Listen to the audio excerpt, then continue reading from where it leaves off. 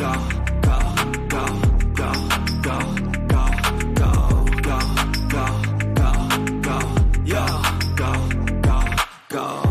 hard, hustle every single day.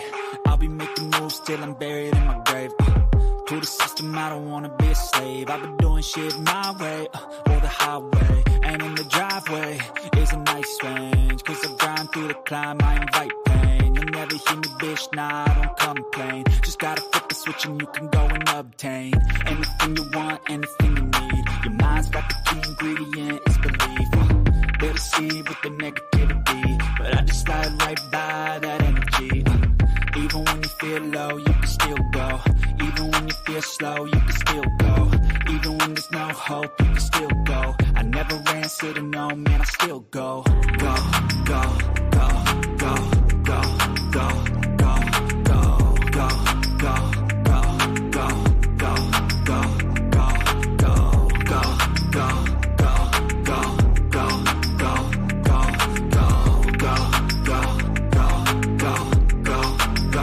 go, go. You got a mind, but even that could change. You could flip the gray matter like some batter in your brain. That's why I say, fake it till you make it A. And if you play that game, then you just might make a change. Rearrange all the bad to okay. Take the worst thoughts saying, turn them to a game. Take the best thoughts saying, put them on display. On repeat in your brain till you're feeling no more pain. Never slow yourself down, you can do some more. Push past all the pain and you'll find a door. Open it up and finally explore everything that you thought you could never do before. And even when you feel low, you can still go. Even when you feel slow, you can still go. Even when there's no hope, you can still go. I never answer to no, man, I still go. Go, go, go, go, go, go, go, go, go, go, go, go, go, go, go, go, go. Even when you feel low, you can still go. Even when you feel slow, you can still go. Even when there's no hope, you can still go. I never answer to no, man, I still go.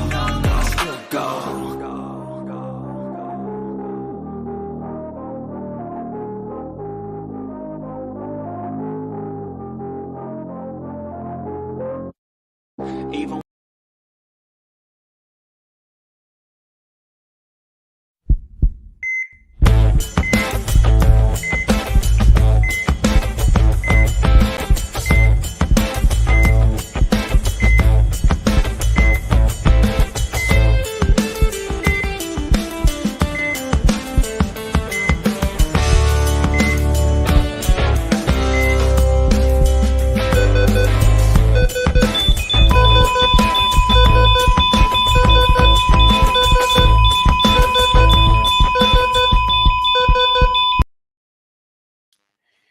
Good evening, everybody, and welcome to the first episode of Sports Report After Dark in 2023.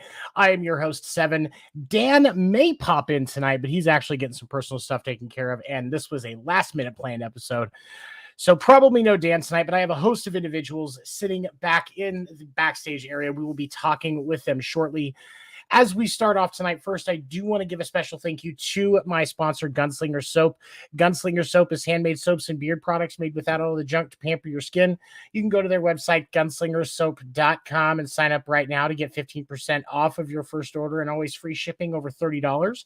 That's gunslingersoap.com. Definitely check them out. Also, as we get started tonight, I do want to say this is not a show for kids. Parents, the reason we do this late is because we get real. Explicit content, parental advisory is advised. We swear, we drink, we make inappropriate references, and we have a lot of fun. So if the kids are around, put them to bed and then come back. We will be here. We would still love to hear your thoughts on what we're going to be talking about tonight. Of course, the big news, the Demar Hamlin story and some fringe things around that. We're going to dive right in. Bringing in first the presidentress herself of the Sports Report, now back in Texas and still looking like a human fucking snow cone. Always.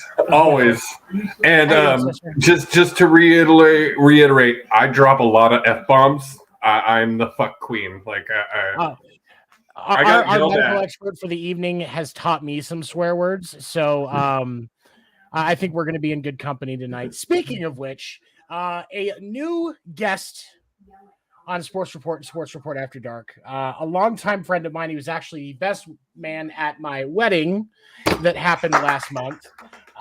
My good buddy, not a Dr. Norm, is joining us this evening. Not a Dr. Norm, I love it. To offer some perspective on the medical side as we talk about this, because we want to, educate as well as discuss. Of course, we are all happy to hear some of the updates today, and I'll dive into those in a minute, about the improvements on Demar Hamlin's health. But Norm will be with us to kind of help make sense of some of the information. Josie and I are going to get to ask some questions that you guys would have. And so if you do have some medical questions regarding the situation in the chat, you can put them in. We can't guarantee that we have answers. Norm does not have access to Demar's medical file. This is all just speculation based on public information. So let's keep it real here. So for those of you that have been living under a rock, this last week on Monday night, while Josie, Will, and the gang were live on Sports Report talking the week in sports, there was a situation developing in Cincinnati.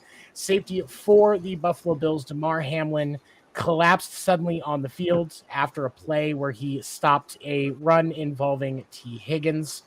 The hit was normal. He got up and very shortly after fell to the ground. It was announced later that he had cardiac arrest and had to be revived on the field. It took the NFL about an hour to actually cancel the game, which we'll kind of talk about here a little later as well. And it has been, he had been in a coma. It was announced today that he was brought out of the coma. He has been awake, opening his eyes, has been declared as neurologically intact, with the concerns of being dead and being revived for that long.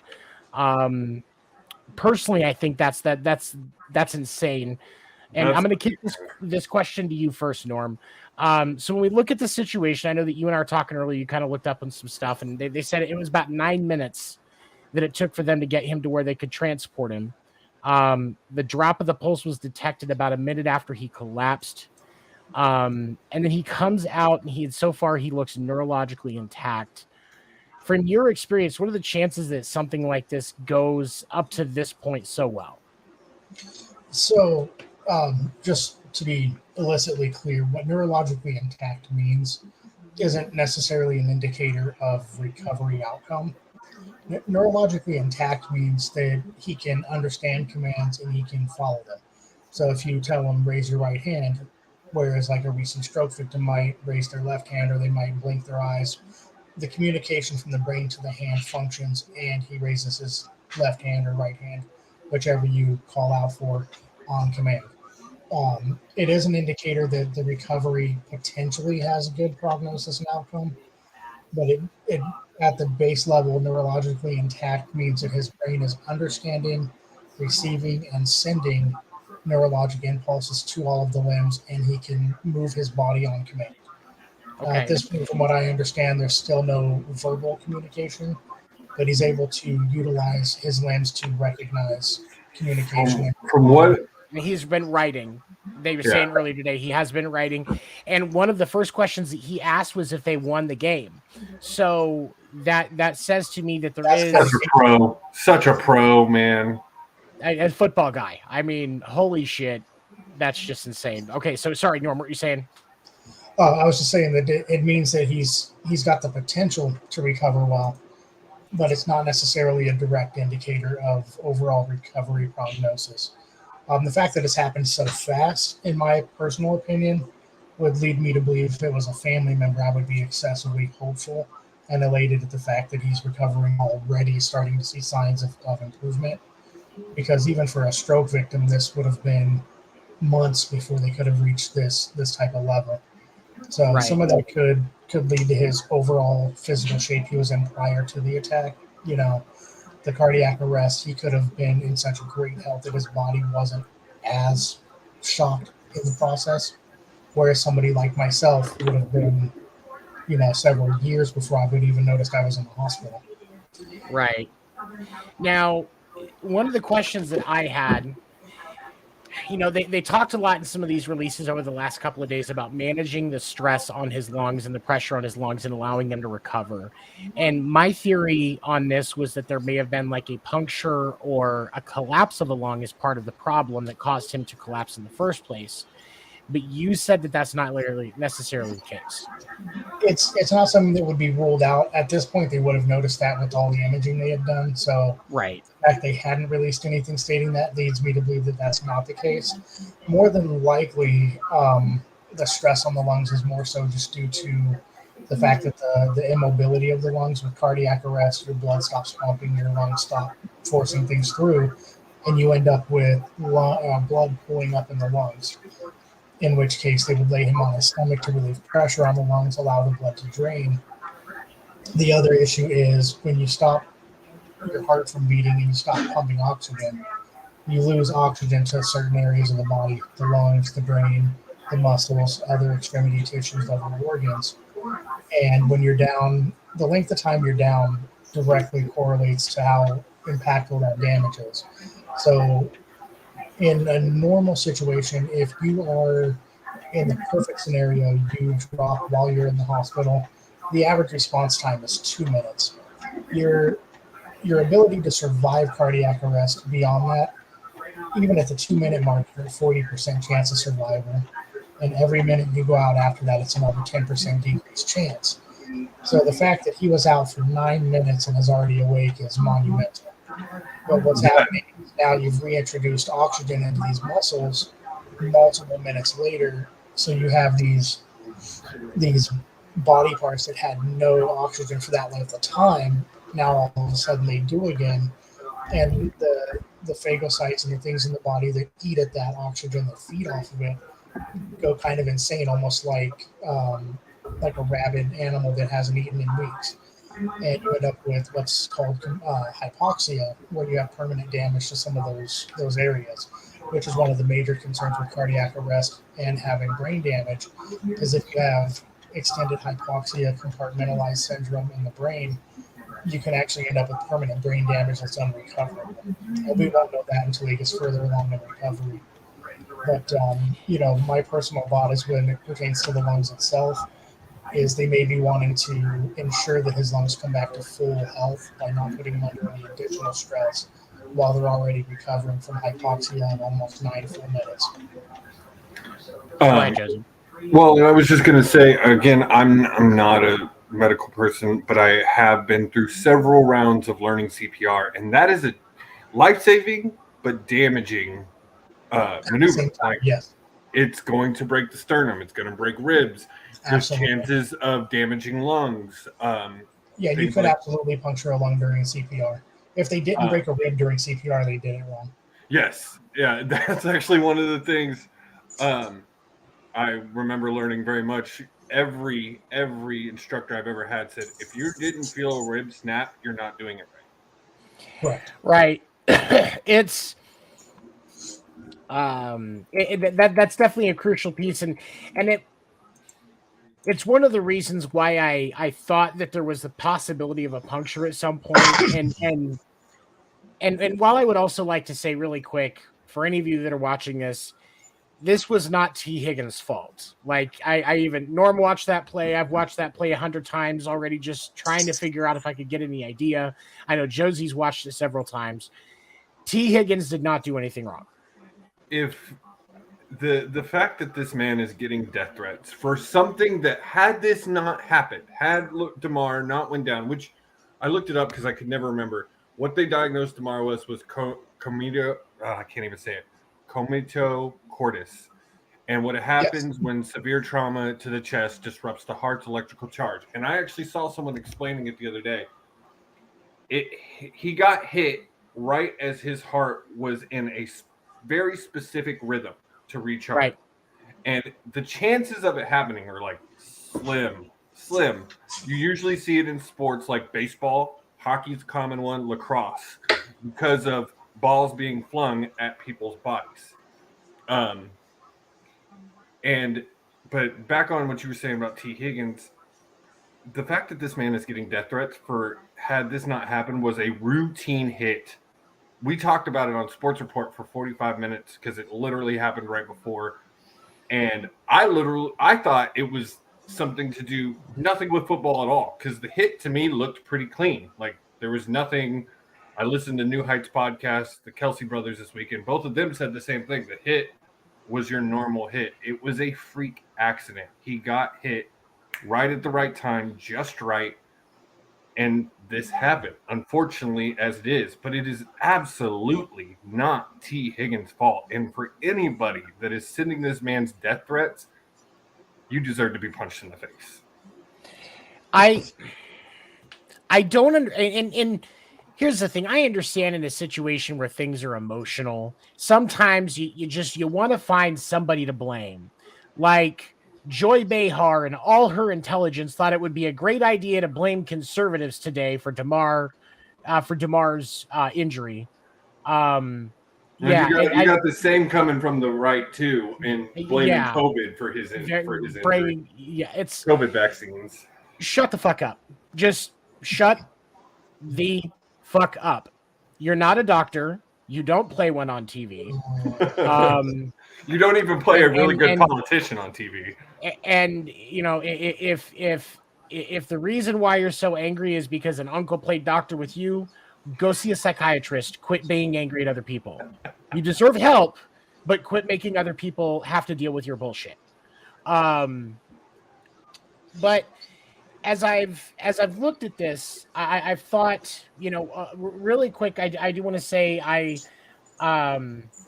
came across something earlier, and I think it's important to recognize. So when the situation was going on, one of the Bills' assistant athletic trainers was hugely responsible for the fact that Demar is still alive. And I want to find his name, and I want to shout it out because he... Go ahead. I was just going to say, while you're looking for that, if we're giving shout outs, the coaches for both of those teams, especially Zach Taylor, in recognizing what the coach, his name, the Bills head coach is blanking right now, but the way that Zach Taylor reacted for the Bengals and saw that there was no way that they were going to be able to complete this game, and he went over and talked to the coach and talked to the players, and the way that the coaches handled this was amazing. It was absolutely amazing. So the way before we get back into where I was going, because I found what I was looking for. Both Zach Taylor and and Sean McDermott.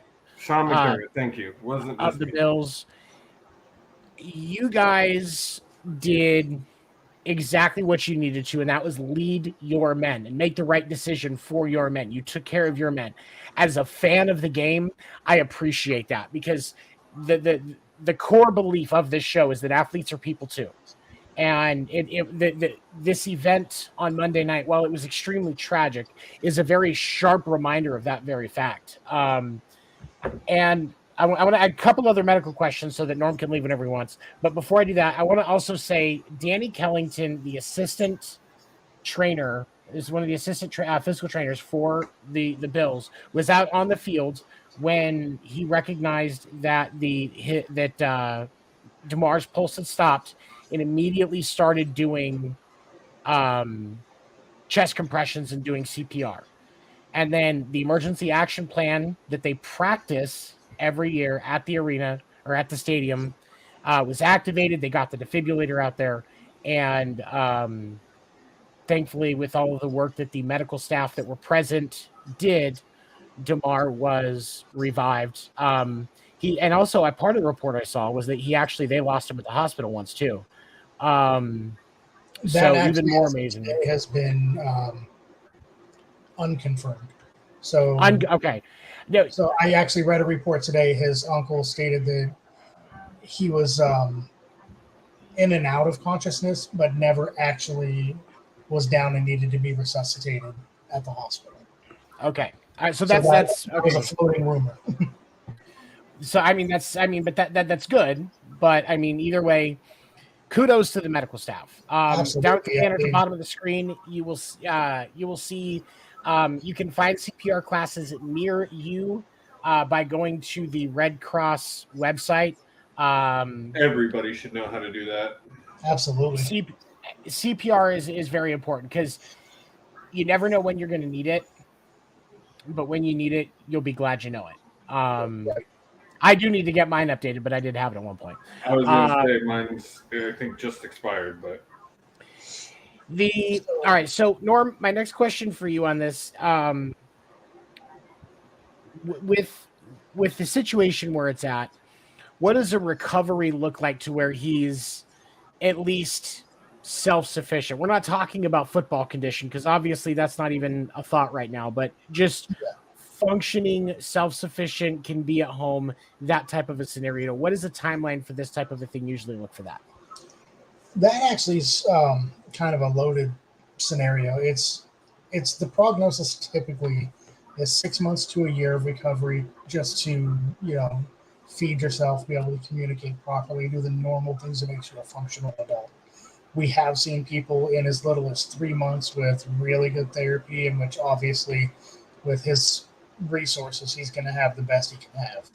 So, a 3 to 8 month prognosis of being able to be fully functional if there's no actual brain damage as they get further along, that could be feasible. We won't know the extent of any permanent damage until he gets later on into that therapy. I did want to circle back though and touch base on the commotio cordis, just so people can understand a little bit better. What it is basically is your heart goes through several waves, and if you look at an EKG, the absolute lowest peak is called your T wave, and when you're actually directly below Josie's face. So you're on your T wave, as you hit the very bottom, that's when your heart, if you can see my hand, when your heart squeezes down, you're looking directly at that lowest point of that wave. And when it pumps back up, you're at the top of your S wave. So as your heart's doing this, which you do this 80 times in a minute, so that's one every 2/3 of a second. In order for commotio cordis to happen, you have to have impact in the chest of a significant amount at the absolute second that your heart's at the base of that T wave, in which case it's basically like taking a balloon, deflating it, and then wrapping it up in something and trying to blow it back up. Your heart just won't have the force behind it to pump again. And the only way to make it pump again is to defibrillate it and get it pumping, because you interrupted the electronic signal. You actually see this a lot in military personnel with concussion grenades. If you throw a concussion grenade, somebody's heart's running on average 140, 150 beats a minute in that scenario. You're in battle, your heart's just absolutely pumping. You have 140 chances in a 1 minute window to hit right on that wave. A normal person, well, for him, he would have been in that 140 range, on the field playing, heart pumping. The chances of him taking an impact that hits him at the exact moment, pretty rare. But if you get unlucky enough to be hit in that moment, this is the outcome you could have. There's nothing in protocol that could have ever saved him from this, So for the people looking at it as, negligence or a unnecessary risk of the game, this is an absolute freak accident, like a bird flying into the propeller of a prop plane. It's like just Randy Johnson hitting a bird with a baseball. Exactly. Yeah. Exactly. It's just so absolutely rare. And one of the questions that I wanted to ask on that. I got it. 1, 2. When you go. Next. So, when you look at this type of an injury, I've noticed, at least from what I understand, something like this occurring is more common in youth sports than it is as you get older. Get out of my head. So my question to you is, outside of, obviously, because I know there's been a big movement for schools getting defibrillators at athletic events to make sure that there's one there just in case something like this happens, or some type of a cardiac arrest event. Outside of, obviously, the CPR training and the presence of defibrillators at youth games, are there any other precautions that youth sports should be taking, or even sports in general, whether it's youth, college, the NFL, MLB, whatever, that they should be taking to make this event more preventable? In youth sports, and respond and improved response on that? Sorry. So one of the things that they've already started in a lot of youth sports, and I've seen it at my daughter's high school football games, is they actually have an off-duty police officer, or not off-duty, he's there on duty, but it's an extra shift he'll pick up where he's there with the team during the game. And being a police officer with his unit there, he has a defibrillator in the unit. And he's fully first aid trained, fully CPR trained. And then they have obviously their athletic trainers on the field as well. Having those at the games obviously is a huge plus. Response time, that's absolute monumental. You cannot have higher than 2-minute response time for the initiation of CPR. The rate of death beyond that is just insane. It's like I was saying, your first 2 minutes, if you start CPR at 2 minutes, you're at a 40% chance of survival. Every 30 seconds you wait after that, you're down by 10%. So wow. the risk of someone dying. Now, just because you start CPR doesn't mean you're going to be successful. You can start it even at 1 minute, but every minute that you continue CPR without them coming back, you're decreasing their overall chance of survival by an additional 10 to 15%. So that part of it is really, really hard because you have to have that quick response. So it should be, you see somebody fall, the trainer should be there within seconds. They should be running to them right as they hit the floor. So that kind of training, response time from hit the floor to trainer on field should be quick. As soon as the officer on duty sees that, he should already be going to the car to get the defib just in case. Or they should have the defibrillator on the side of the field. It should be something that's always there. Yeah, that makes more sense to have it right there. And to prevent this from happening in the first place, colleges and the NFL and all major sports, realistically, when they do a sports clearance for even just a sports physical, one of the key things they have to have is a EKG with cardiac clearance. So if they come into a primary care or an urgent care and they get that sports physical, if there's anything outside of it printing off saying normal EKG, that goes to a cardiologist to be overread and signed. Is that because if it's a different rhythm, it makes things like this more common? Yes. So if you have like an arrhythmia or any kind of a pre-existing heart condition, your risk of anything cardiac happening on the field, whether it's commotio cordis or anything else, is going to go up. It could even just be a heart arrhythmia with extra exercise. You increase your chances of your arrhythmia itself causing a heart problem. So, when you get to college and above, it's mandatory for every physical you do every year. And then they look for changes from year to year. But with high school and below, especially Pop Warner and all of the private leagues like the Parks and Recreations, all they want is a basic physical. You go in, they move your joints around, make sure you can do a squat and lift your arms, and you're done. So I think an improved process for sports physicals, especially for kids, I think that would really, really improve the numbers and make it a lot less common. So is it? So with the cardiac, because essentially, isn't it basically a cardiac stress test? Is what they do? Yeah. Okay. When So, yeah. When you get into a professional sports level, they do what they call a 2-hour stress test, where you hook up and you run on a treadmill and do all the things that put your heart under stress. When you come into an office for high school or college, the college physicals are just a basic baseline EKG. So all that's going to find is pre-existing heart conditions. It's not going to find something that's activity induced. Okay. So obviously, at least enhancing that at the college level is going to be important. Should they be doing more EKGs at the high school level? Is that one of the things? That's what I'm saying. Is I think what we should do is we should start doing the 2-hour stress test at the college level because of the level of competition and the physicality of it. And I think at the high school and lower level, we should at least be doing EKGs on every single person that needs a sports physical. So, go ahead. No, I was just going to say, and you talk about college level, and in some ways, especially with college football, it's more brutal. Like we were talking about it on Monday, you see more broken legs, torn ACLs, things like that in college ball than you do in the NFL, just because it's still a amateur level. It's still these guys learning. Not everything is known. Right. And so, yeah, I tend to agree. I did have one question, Norm, on again, we want Demar to be healthy and live the most normal life he can. I wanted to ask, is there a chance that he could return to NFL or on a pro level? In my opinion, I think what it's going to come down to is we have to see where his mental development goes. If he comes out of this with full mental awareness, I would absolutely want them to do some kind of a recognition and reactiveness type of a testing, I guess I would say. Because if you think about it this way, he could come back to full functionality, full physicality, to where he can bench press every amount he ever did. He can run a mile just as fast as he ever did.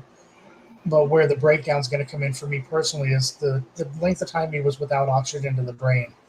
Until he has to utilize that section of the brain that could potentially be impacted, we don't know if it's impacted. So if his recognition and response area of the brain has been impacted, let's say he's out, running a play, and he is faced with a situation where a guy's headed face first at him, and he needs to recognize, react, and move, and his brain misfires, and he doesn't move. He's going to take an unaltered hit direct to his body. Right, so and that's because, everybody knows, especially when you're at that level of playing, if you're about to get hit, there's certain ways you brace yourself, you roll with it, you try to do things to keep you from being injured. If you just stay straight up and upright and you take the hit full face on, the chances of you being injured are going to go through the roof. And if he misfires and doesn't respond or react in time, that could be really, really bad. So I think until he undergoes some sort of testing that can prove that his recognition to reaction time is at a high enough level, I don't think it would be safe for him to return to professional sports, especially football. I mean, if it was something like, say, baseball, basketball, even.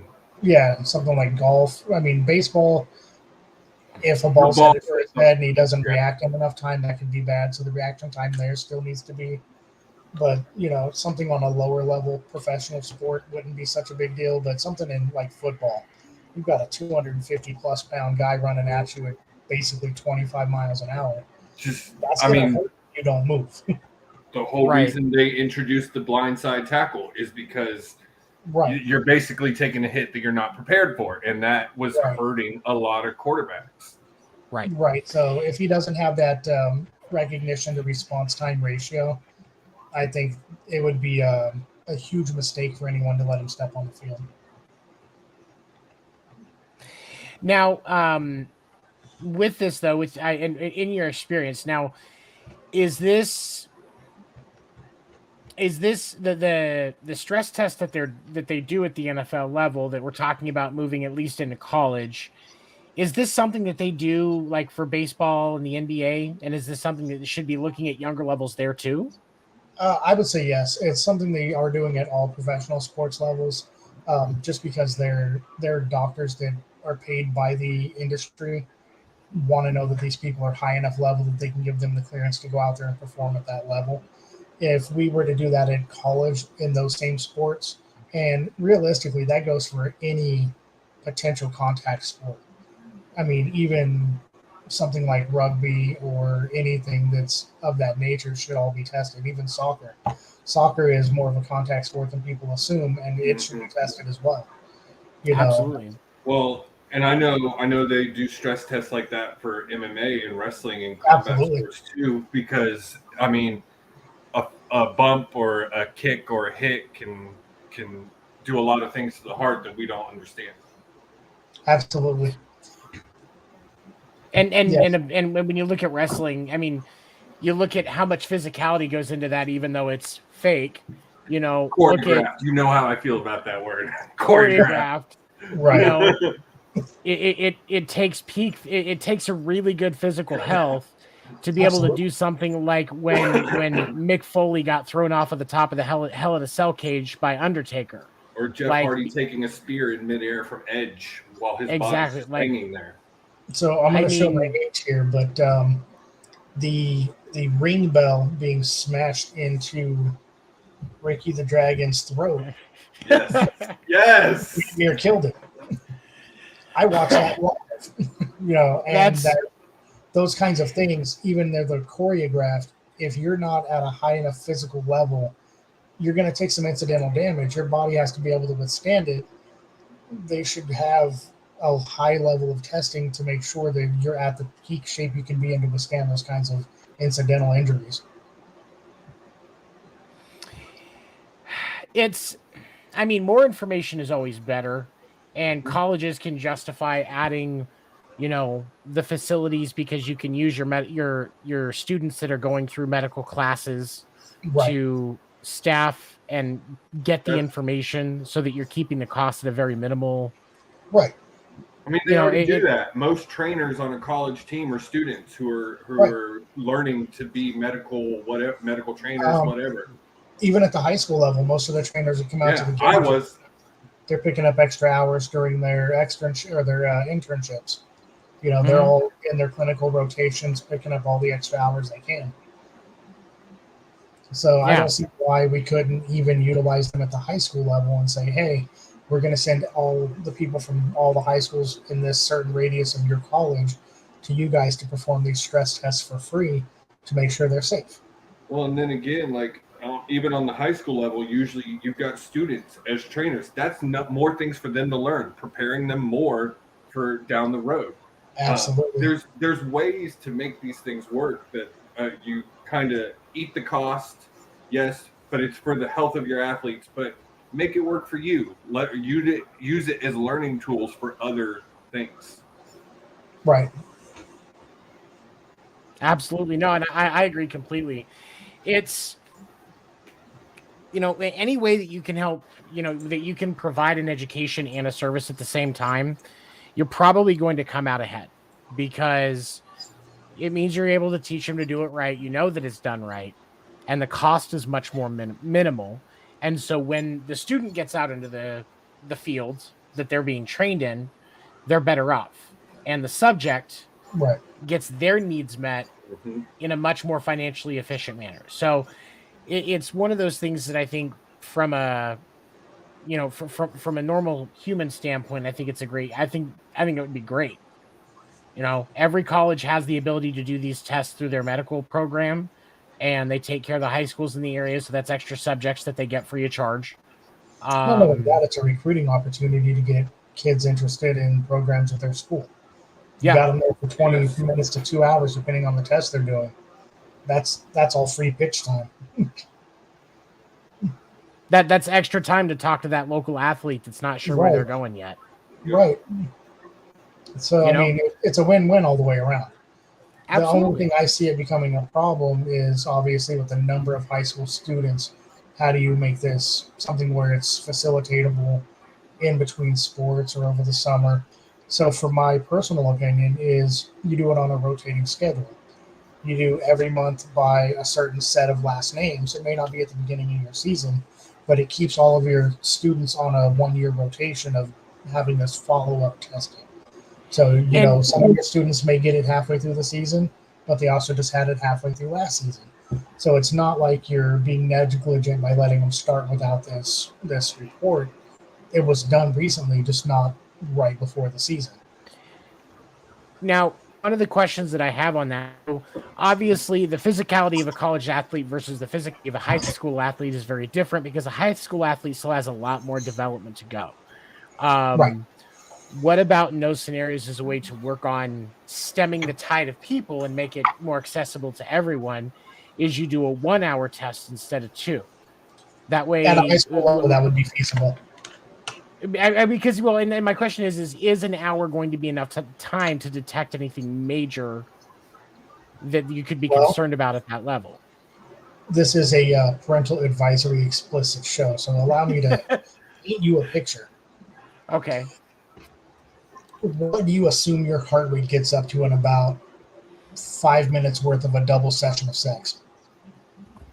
I mean, 140 to 150. I mean, that's. I would have said reasonable. 160 to 170. Now, try doing that for an hour. Yeah. Exactly. And That's that's enough time. yeah. Impossible. Right. It's enough time to see what your heart's going to do. And I kind of figured it might be, but it's, Better it's be a just, gallon of water next to the bed. That sandwich and maybe some kind of no-nos or something. You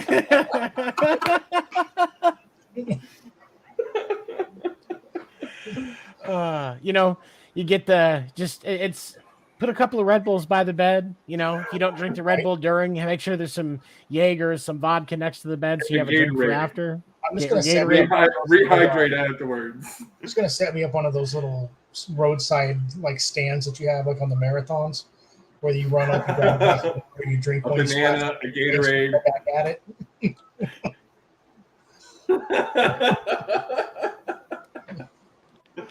Yeah, but the question becomes, who are you paying to hand out the banana and the Gatorade? And what else are they there for? I mean, where's that banana going? You're talking about the little bananas, right? We don't need any kind of jealousy. Which banana? I mean, it's the only thing I see is little bananas. So right. But yeah, I think I'm white. I'm white and English. All I see are little bananas. But yeah, I absolutely think that 1 hour, if you're going high school level, is more than enough stress test time. I think 2 hours at the college level even could be pushing it. College, yes, you do have a high level of physicality. Most of their injuries come by way of immature technique, as far as they're not training the right way. Yeah, they're trying to overtrain because they want to be the best. They're not training enough. If you're like Travis Kelce, right, and you're not getting recovery time and other things. So a lot of their injuries come by way of those things, and you see less injuries at the professional level because these people not only have the absolute best trainers, they put them on the best programs. They know exactly how to take a hit or give a hit. Right. They've spent more time just learning those things, how to recover, how to properly, feed their body the nutrients it needs during that recovery, instead of being out drinking all night like they do in college. Just an overall better program. We talked about it on Hardwood last night. I mean, LeBron James spends $1 million a year just on his recovery in a sport that's not heavy contact. Now, does he put his body through a lot? Yes, he does. Like basketball players, the jumping, the running, like they're putting. And basketball is still a physical game. It is a physical game. It's not football, but it is. I mean, you look at when they're in the paint, in the middle, in the bumping, in the and like the. Well, and there's a lot of. Well, the thing of it is, like with basketball, there's a lot of collisions, like because these guys run into each other all the time during basketball games, but they're not wearing pads and they're still running. Yeah. So like there's still, there's still that car crash effect that you get as an NFL player, but they don't have pads and they're falling onto hardwood instead of grass. Yes, absolutely. So I want to put a thought process into your head and see what you guys think about this. But when you talk about recovery and you talk about, especially going more into college, not necessarily high school, but more in the college and professional level sports, and you're thinking, okay, well, we need to worry about recovery for all of these students who are going through this really physical game, and then the next day they wake up and they're battered and beat up and they don't feel real well, their body hurts. One of the fastest ways to recover, and it's been proven hands down, is 2,000 mLs of saline with a vitamin cocktail in it. Mm-hmm. You can recover instantly, damn near. I mean, I've seen people go from full-on muscle cramping after a marathon to ready to run another marathon in 2 hours by way of IV with vitamins. Now, you've got these students who are training, right, in all these different colleges and these different areas. They need to learn IV techniques. Why wouldn't you proactively, after a game, let them have a 1 hour cool down in like an ice bath, or massage therapy for an hour, whatever they're going to do to have that cool down, and then put them on a 1 hour IV drip with vitamins, let them go home, sleep, take in some proper nutrition, eating wise. The next day their muscles would physically recover I would say maybe 50 to 60% faster and more complete than if they didn't do that. So and that's interesting because I've heard of that, and I know because like there'll be even like here down here in Phoenix, you can you can call a place and they'll come give you an IV drip with vitamins in it For hangovers. and Absolutely. for hangovers, or if you just wake up and you're feeling like shit, they'll bring it over to you, and you know they park right outside your house. You go, you sit there, they play some nice soft music so you're not overwhelmed. So And you know, dang, how about this in Texas? So just so you know, the only licensing they need for that, if they were going to do this for colleges, is you don't even need MD level students. You could take LPNs, EMTs, nurses, all the different levels of healthcare. Anything above a medical assistant and a doctor and below can facilitate that need. So you could have 50 EMT students from 10 different schools just making trips every Saturday night or every Friday night to these sports events, pop everybody with a couple of IVs, monitor them for an hour, unplug them all and go. It wouldn't be that hard to do. I mean, and now we see the hospital charge for saline, but the actual cost of saline is not great because obviously it's just salt water. I paid $13 for a box of 12 1,000 ml bags. So yeah, I mean exactly. Like it's the cost is very small on that, but the impact on the physical recovery of your athletes is so great that and again, you've got access to labor that you don't have to pay for, right? Because they need the experience as training hours. Yep. So I mean, the Air Force and the Navy get pilots training hours by having them do flyovers of football, baseball, and basketball games and all that crap. Right. And it's, you know, all they're doing is puttering a plane over a stadium and then flying home. But it still counts towards their pilot hours. It gives them about an hour and 15 minutes because they got to fly there, fly over, and fly back. Exactly. And then, you know, so when you look at this, there's other ways that you can utilize that same process, and this is one of them. You can take two birds with one stone, and then you get your athletes, they get more, you're able to help them establish better care for their bodies at a younger point so that you're able to get more out of them on the backside. So at least that's how it looks to me. I feel like I'm sorry to cut you off. No, go ahead. I feel like that's one of the issues in sports in general is it's not being thought about in the high school and even before junior high and levels about longevity. What do I need to do to keep my body performing this way for what I'm going to be doing? If you go pro, you look at guys like LeBron and Brady who've been playing these respective sports for 30 years and like they didn't probably get into the really good recovery programs until they were pros and could have that money.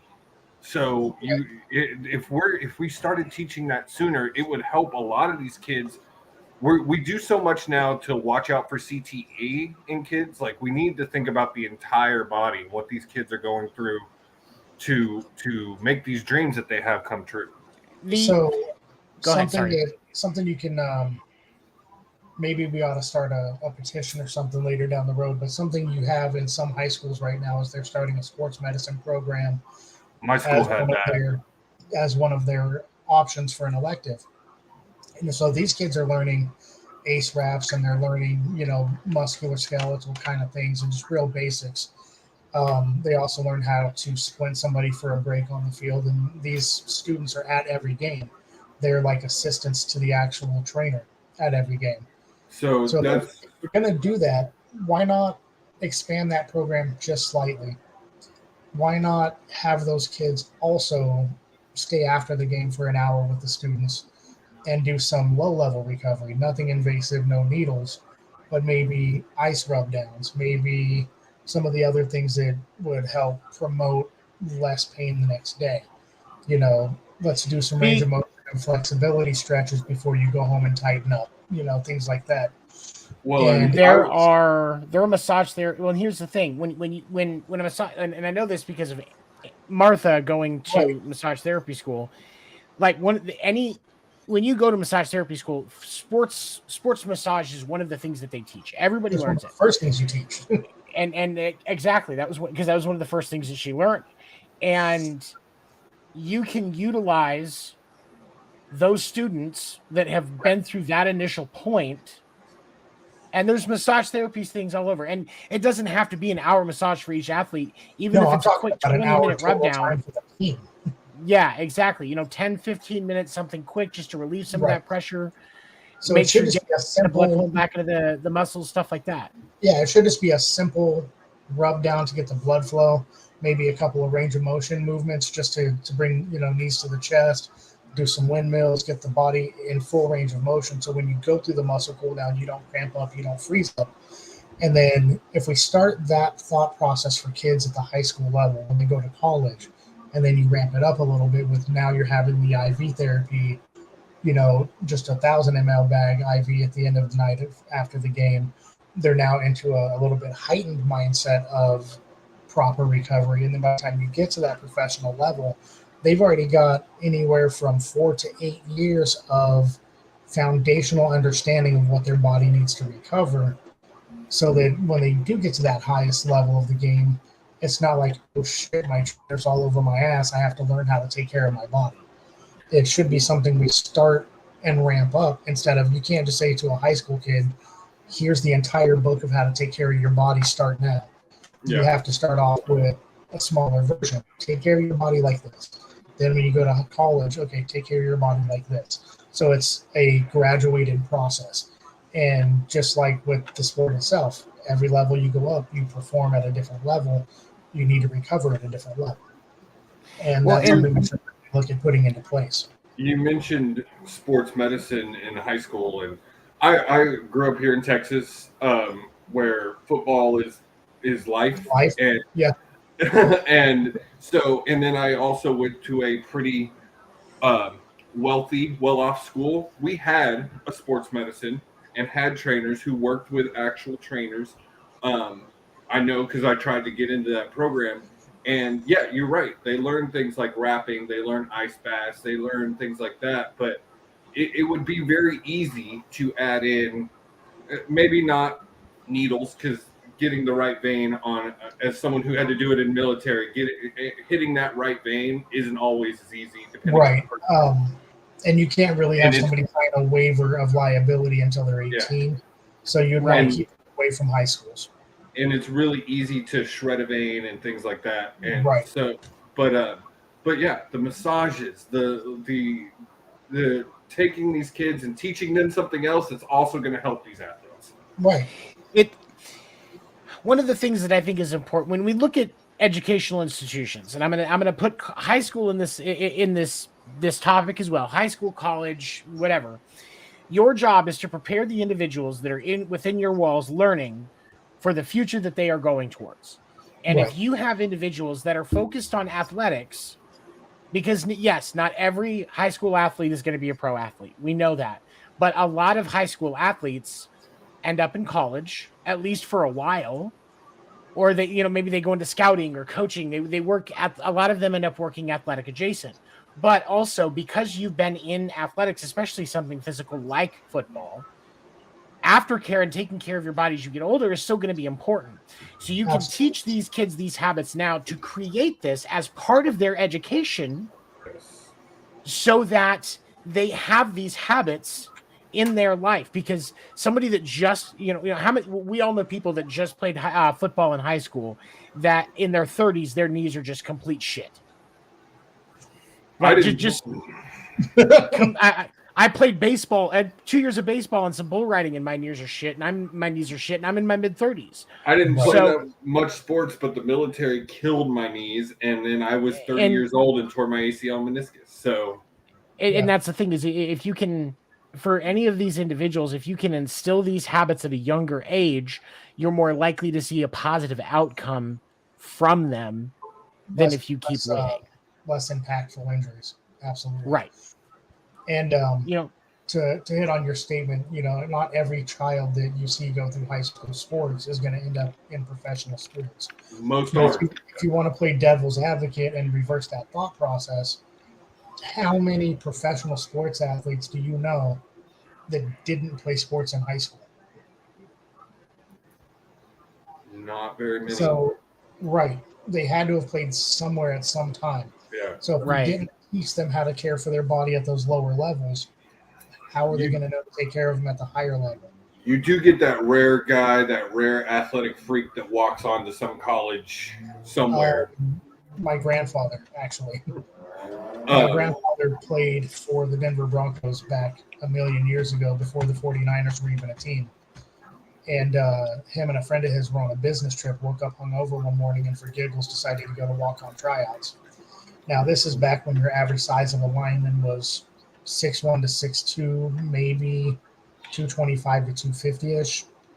My grandfather walked in the door at 6'4" and almost 300 pounds. Fully athletic, built, ready to That's go. my size. Jesus. And that's still about 60 pounds on me. So he went to the walk-on tryouts just for giggles, just with a hangover on a business trip. He's like, yeah, let's try it. And made the team by mistake. Now, he was not a starter by any means, but he was on the practice squad and he was on the field in full dress for several games for 2 full seasons.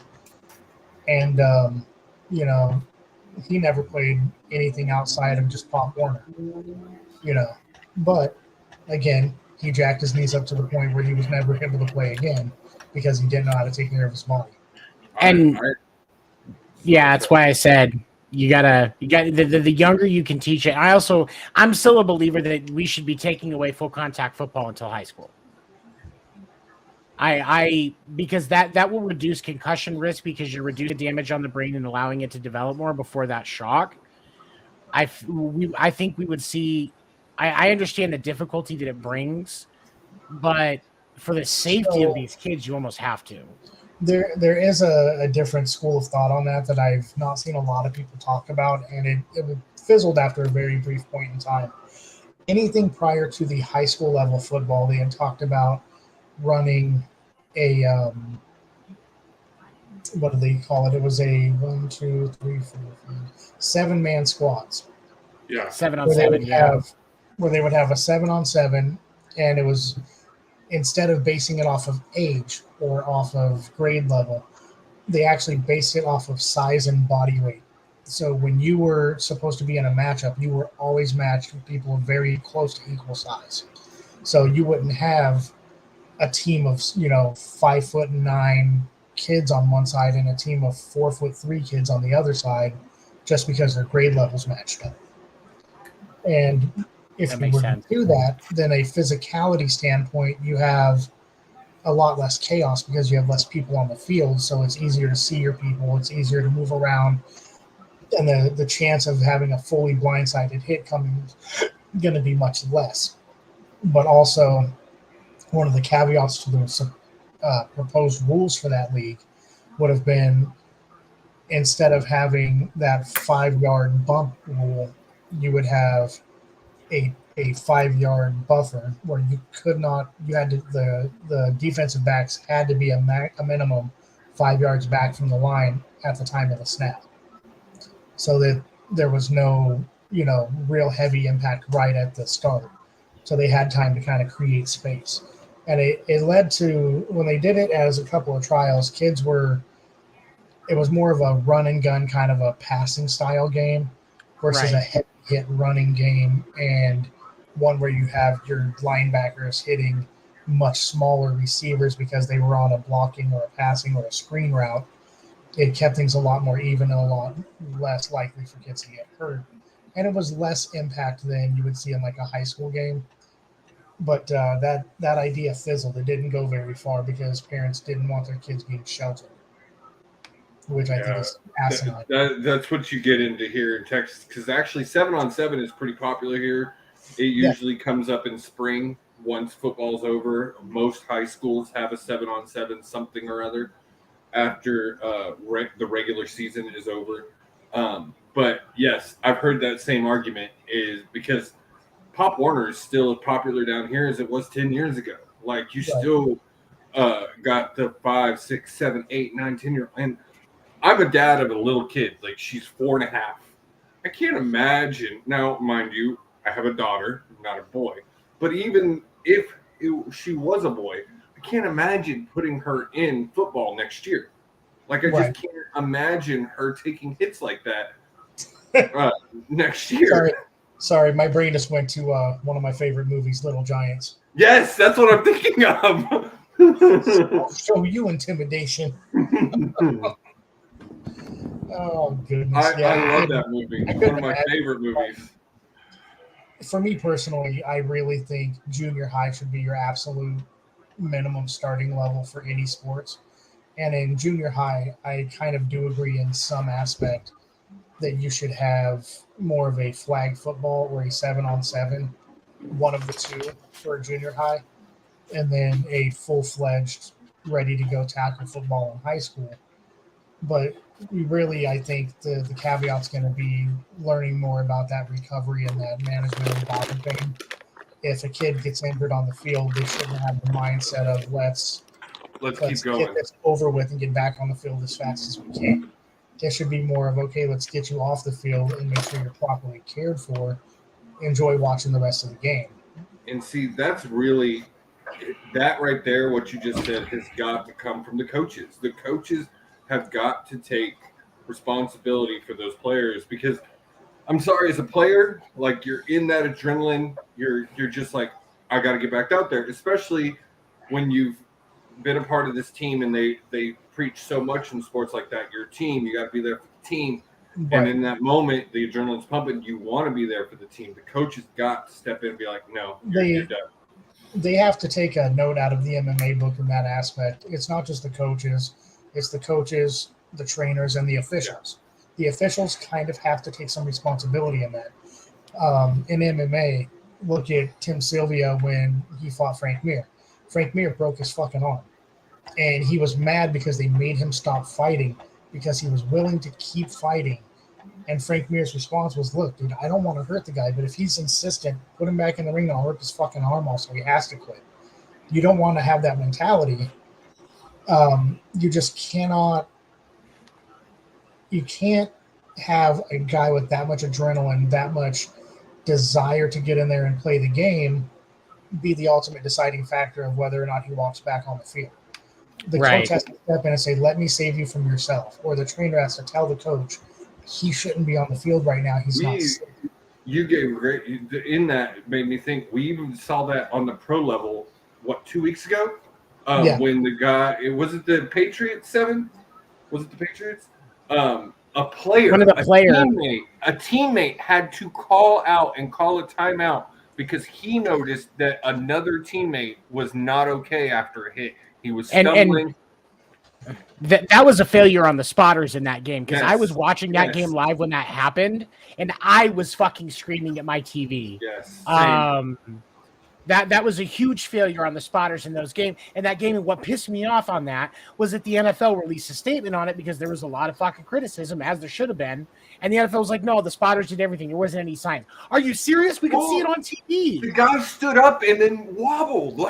And then as he was trying to line up, he wasn't even half there.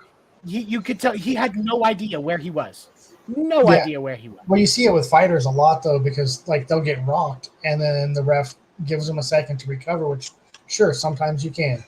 But that's why Let Him Die Dean got the name Let Him Die, because he a lot of times would let somebody take 4 and 5 extra hits to the face while they're already in a spot where they can't even tell which direction the hits are coming from. And you can't have that. The referee has to be there. They're in the ring. They see what's happening. They have to step in and say, we're done. You're done. I know you want to keep fighting, and I commend you for that, but you're done.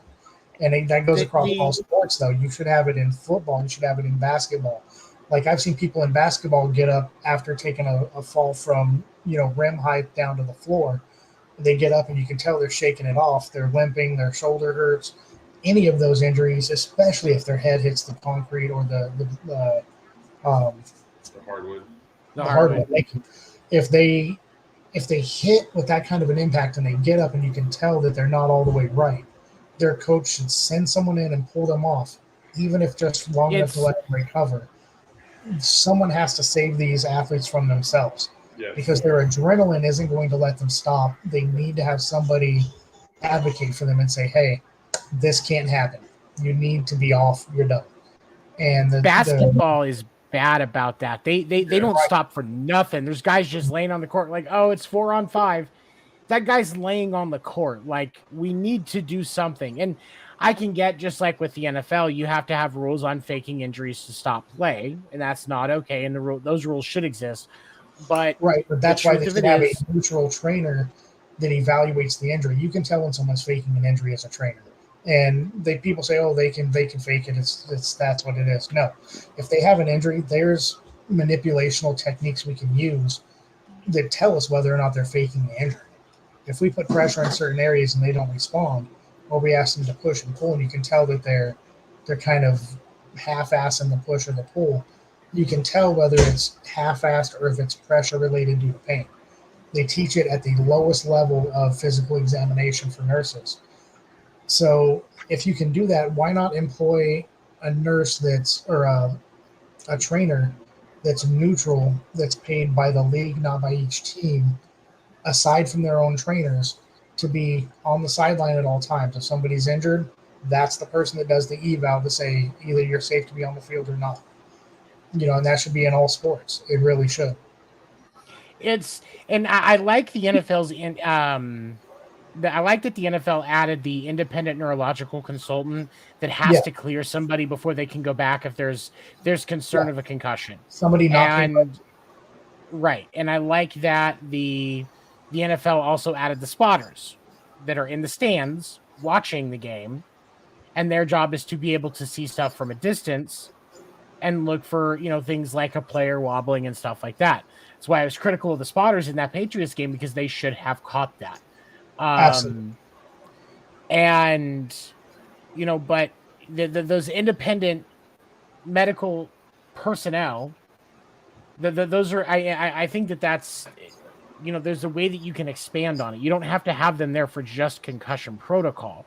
When you have, especially like in the NBA, when you have somebody in your, that goes down, trying to make sure they're not stopping play, independent trainer should be running out there with the team trainers and just paying attention. Yep. Helping out. Yeah, exactly. And their job is to confirm that everything is legit. Yeah, and if it's not legit, what's the penalty? Well, the penalty can come in many different ways. It could be a penalty of, okay, well, we had to take time now to stop the game. You lose a timeout. Yeah, and the NFL, what the NFL is doing now is if they sense that there was a injury that was fake to stop play, the team and potentially the player get fined. Yeah, absolutely. Which is pretty reasonable. But I would think if you have, a lot of these owners, it's just money. They're more focused on the win. So you still have to have, I think you still get, you still look at the potential, depending on the situation, of in-game punishment, but at least fines, possible draft pick, forfeits, suspension, stuff like that, all pretty reasonable depending on the circumstances. Absolutely, depending on the gravity of the situation. Right.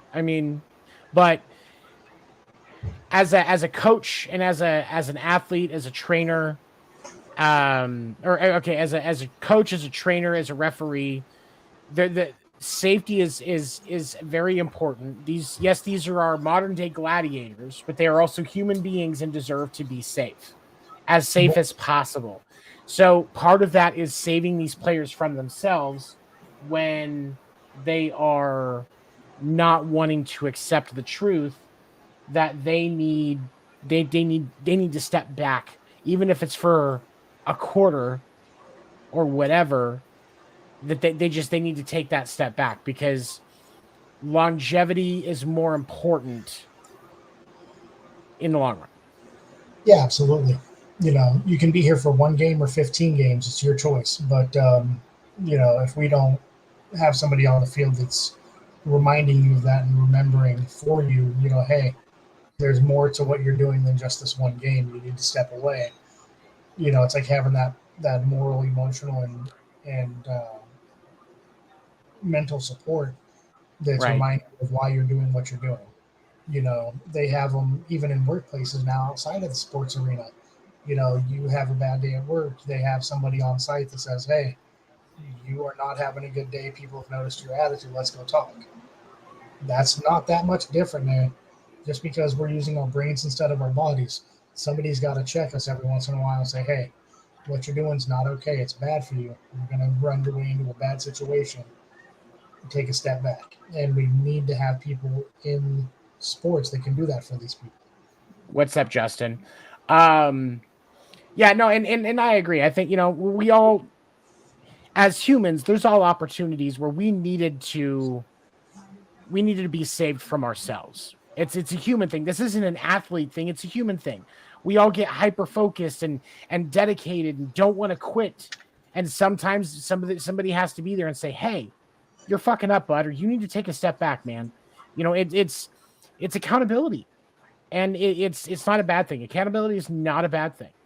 I've actually grown to value it instead of fear it, because the more accountability I have in my life, the better things get. So I think that opportunities where we can improve that to help these individuals and also do things to protect them will put us in a much better position than when we leave these guys to their own devices. Because yes, they have free will, but when you're in that mode, you're in that mode, and that's activating primal urges where you're attacking, fighting, killing. It's that same section of the brain, especially at the pro level, that's getting activated in those situations. Somebody's got to pull you back from that sometimes. But all right, okay. So we've been going for about an hour and 15 minutes. There's still a couple of things I want to talk about, but Norm, if you are not wanting to hang around, we're going to get more into some of the other actual deeper aspects on a couple of the pieces of this. So if you don't want to stick around, you don't have to. Thank you so much for joining us, man. Yeah, absolutely. I think it was fun. It was a great time. Got to talk about some things that actually are important to me, which is, the youth of our nation and how we can better educate them in their own healthcare. And Norm, I would like to extend an invite to have you on our flagship show, The Sports Report, which airs on Mondays. I'm sure we're still going to be talking about Demar next Monday, so I would love to have you on and talk a little bit more about this. Especially discuss as the developments come out over the next week. Yes. I'm sure there'll be more information to talk about. Yeah, absolutely. Anytime that I'm free and available, if you guys want to have an extra voice of not necessarily reason, but none of us are voices of reason. None of us. He ever say, yeah, no, you're. I know better than to use you as a voice of reason. I would hope so. But yeah, I'll reach out to you, Norm, about Monday. We'll see if we can make it work. All right, thank you. I appreciate you, my friend. Thank you. All right, so now I want to talk about Skip Bayless. Oh, I was waiting for this. The lizard man cometh. Mr. Lizard Fucker himself. No. So here's the thing that I want to say.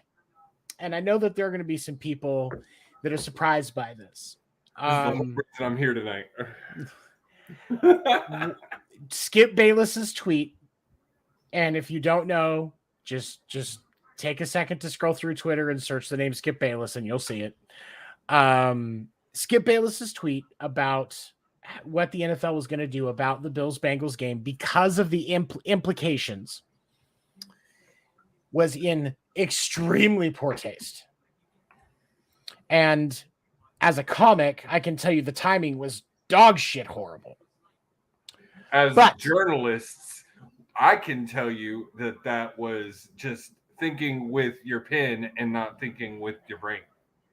And that's exactly and that's exactly what it was. It was because at that moment you think about this, for any of us that are watching that game, and Skip, that's part of his job. He's got to watch that game. We're all sitting here and we've just watched a man almost die. Skip is 72. He's closer to death than most of us, unfortunately. So he's probably trying to think about other things. Like, again, I'm not defending Skip's tweet. It was in poor taste and poor timing. But I also don't think it was as big of a deal as it was made out to be. Because the question was something that needs to be answered. We're going to actually talk about, because the NFL has put some information out in the last few hours about what's going to happen. And I've got some yes, they have. And we'll go over that here in a little bit. But ultimately, like as a Chiefs fan, that game Monday night had an impact on whether or not I was going to get to see the AFC Championship potentially go through Arrowhead again. And, so I was, as I'm concerned about Demar, and that obviously, we can see that they're canceling the game. Which they should have, suspended it. They should have suspended the game. It's completely reasonable. The question is, what's going to happen? Because this isn't a week one game or, an earlier week game or something where we can just move it to a neutral site, flex another game around and everything be done. At this point, it impacts the schedule of everything else for it to not get played. There are even conversations today on all of the sports talk about what's going to happen. What are they going to do? We all care about Demar's safety, and it's been perfectly made clear that that is the most important thing. But this game still is going to continue. They haven't canceled the entire Week 18 slate. All of those games are going to happen. So the question does still remain. Now, is Skip a heartless lizard? Yes. Absolutely. Do I think that Skip's tweet is why Shannon wasn't on Undisputed on Tuesday? You bet your fucking ass I do. Skip's tweet plus what had just happened between him and Skip not 2 weeks ago. Right. And honestly, I said this in our group chat. When basketball season ends and Undisputed wraps for its summer finale, that will be the end of Shannon Sharp on Undisputed. Yep. Skip Bayless will not go anywhere. Shannon Sharp will either move towards his own show, which I could see, or see, maybe they transition him over onto was that Nick Wright show? First Things First? The one that's on before Garten show? First Things First? Yeah, okay. So maybe they transition him to be opposite Nick Wright, because that gives, that gives a more interesting battle, because Shannon Sharp has played for the Broncos and Nick Wright deep throats more Chiefs dick than I do. And LeBron dick. And LeBron dick. Like he sucks more Chiefs dick and LeBron dick than Dan and I do. And that's saying something. And so you still get but it's not as much of there's not as much conflict. It's more discussion about the topics, which I think is a much better way to do things, because as somebody with anxiety, watching these two guys argue every day to the point you can tell Shannon's no longer acting, he's pissed off because Skip is an asshole. Like that's hard to watch as somebody with anxiety. Like it actually makes me uncomfortable. Yep. I purposely woke up the other day just to catch. I woke up early to watch Skip by himself, which that show was absolute garbage. Absolute garbage. Watching Skip just talk is the worst thing in the world. You could tell he was straining. I didn't make it through the first hour. I didn't either. I didn't either. I pretty consistently watch Undisputed every day. If I don't watch it when it's live, which I don't watch it as much live, I listen to it on Spotify. While I'm working, it's just, background noise. I'm learning more, stuff like that. And when, and even when I went back and tried to listen to it, like it's just a legit podcast, like I couldn't do it, because Skip is best in his best form. He's the godfather of the sports talk debate format that we run today. Mm-hmm. So I have to respect his lizard. Him and Stephen A. Okay? As much as I hate them both, him and Stephen A. are. It's him and Stephen A. are the reason that sports talk exists today as it does. But and Ando, to your comment about Skip needing to go, here's the thing. He won't. Fox will not get rid of Skip Bayless. It's not going to happen. As They're far going as to keep giving him money because as far as their sports side, he's their guy. he is the face of their sports brand.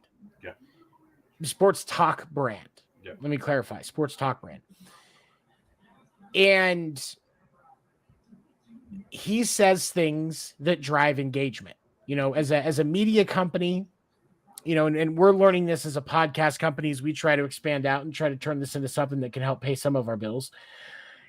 Engagement drives your dollars. Your money is dictated by how much engagement you get as a company. You want to know why Fox didn't tell Skip Bayless to take it down? Engagement. Yeah. You want to know why Skip Bayless gets away with some of the fucked up shit he says, like how he treated Shannon Sharp 2 weeks ago? Engagement. They love engagement. People are talking about their products. People are referencing their stuff. Fox fucking loves that shit. And so it's traffic for them. And Justin, a 30 for 30 on the relationship between Skip and Shannon in this breakdown. I will watch that. I will watch that multiple times. I would watch that. I will go to I will make sure I have gone to the dispensary and gotten the best Canagar I can find in the fucking city. And then I will sit on my porch with that going with a glass of bourbon. And I will enjoy every second of that and learning more because I'm really conflicted with the whole Skip Bayless thing. I'll tell you why. Because part of me thinks about this. You know, like I said, Skip is one of the godfathers of the format, and he understands that their business is driving engagement, right? How much of what we see of Skip Bayless's behavior is an act? I would have said probably a couple of years ago that it's 50-50. But more and more now, especially where he's constantly tweeting, he's constantly doing TikToks, he's constantly doing something. He does TikToks? Yeah, I don't know if he still does it, but I remember one a couple of years ago of him throwing Dak Prescott's jersey in the trash, and then the next week going to get it out of the trash because they did better. Oh, okay, now I have to go look through something on TikTok. God damn it! Like I said, I don't know if he's still on there, but he was. And again, I'm not defending. And I want to be clear to everybody watching this. Everybody watches it after West Coast Radio and all your amazing support. Thank you guys. I am not going to defend the tweet itself. I am not going to defend Skip Bayless disrespecting Shannon Sharp a few weeks ago by calling him jealous that Tom Brady's still playing and he's not. He's in the Hall of Fame. What does he have to be jealous of, Skip? Come the fuck on. But 3-time Super Bowl champion. Yeah, he won 3 rings, 2 in Denver, 1 in Baltimore. Because he was on the Baltimore Trent Dilfer team, wasn't he? Yes. Yeah, that's what I thought. Okay. One of the worst winning Super Bowl quarterbacks in NFL history, Trent fucking Dilfer. Tim Tebow 1.0 with less faith. Into your hair. Why is Tim Tebow a 40-year-old man with a faux hawk? I don't know. I don't understand. Like, I don't understand. As a Christian, I think it's great he's using his platform for his faith. You know what he is? You know what Tim Tebow? He's a youth pastor now. He's a youth pastor. They always got the hippest hairstyle they think is cool. Jesus Christ, you're right. Oh, Pastor Tebow. Jesus Pastor Christ. Tebow. Well, I mean, at least Pastor Tebow has more playoff wins than Dak Prescott and Lamar Jackson. Jackson. There's a couple of more added that combined. Kyler Murray. Yeah. But no, like it's. I'm so and that's why I'm so conflicted. I have the love-hate relationship that I have with Skip Bayless. How much of that is an act? I don't think much of it is anymore. I think there was a time where it probably was, but Skip is so in the spotlight all the time. He's known for being this, like, it's made him friends with guys like Lil Wayne and Snoop Dogg, and like his persona is what makes him famous. So I think now And that's part of the problem why he tweets things like this. And it's the same thing with Stephen A. Smith. I think there was a time where these guys it's like they became the character. Yeah, they were able to shut it off, but now it's so much of who they are, and they have to constantly be putting in more to it and more to it and more to it. It's like these wrestlers who end up living the gimmick. You don't see it as much anymore, but guys like Macho Man back in the day. Right. The Hulk was bad about that. So, but here's and this is and I'm going to tell you the two things that have made me more and more believe that there's got to be at least somewhat of an act to what we're seeing out of Skip Bayless. And there's two things. Number one is Baker Mayfield. Skip Bayless on TV believes it more in Baker Mayfield than I think Baker Mayfield believes in Baker Mayfield. Skip Bayless acts like there is something that everybody's missing. And don't get me wrong, Baker Mayfield is a average to below average starting quarterback in the NFL. He is a starter quality. I think above average backup. Above average backup. I think if he waits it out with the Rams, stays with what's his nuts? McVay stays with Sean McVay and rides it out because that system is perfect for him. Yep. I think we see Baker make the playoffs again once Stafford retires. But you just sit there, you work on your mechanics, you get some of those small things down that you lost that you didn't get to really develop in Cleveland because you didn't have a fucking offensive line, and really start to develop. Because that's how Baker gets successful. But the truth of the matter is, there is nobody on the earth right now that believes in Baker Mayfield as much as Skip Bayless. Again, Baker doesn't believe in Baker as much as Skip Bayless does. Exactly. And that's why I struggle with it. And then the other one is when you talk to the average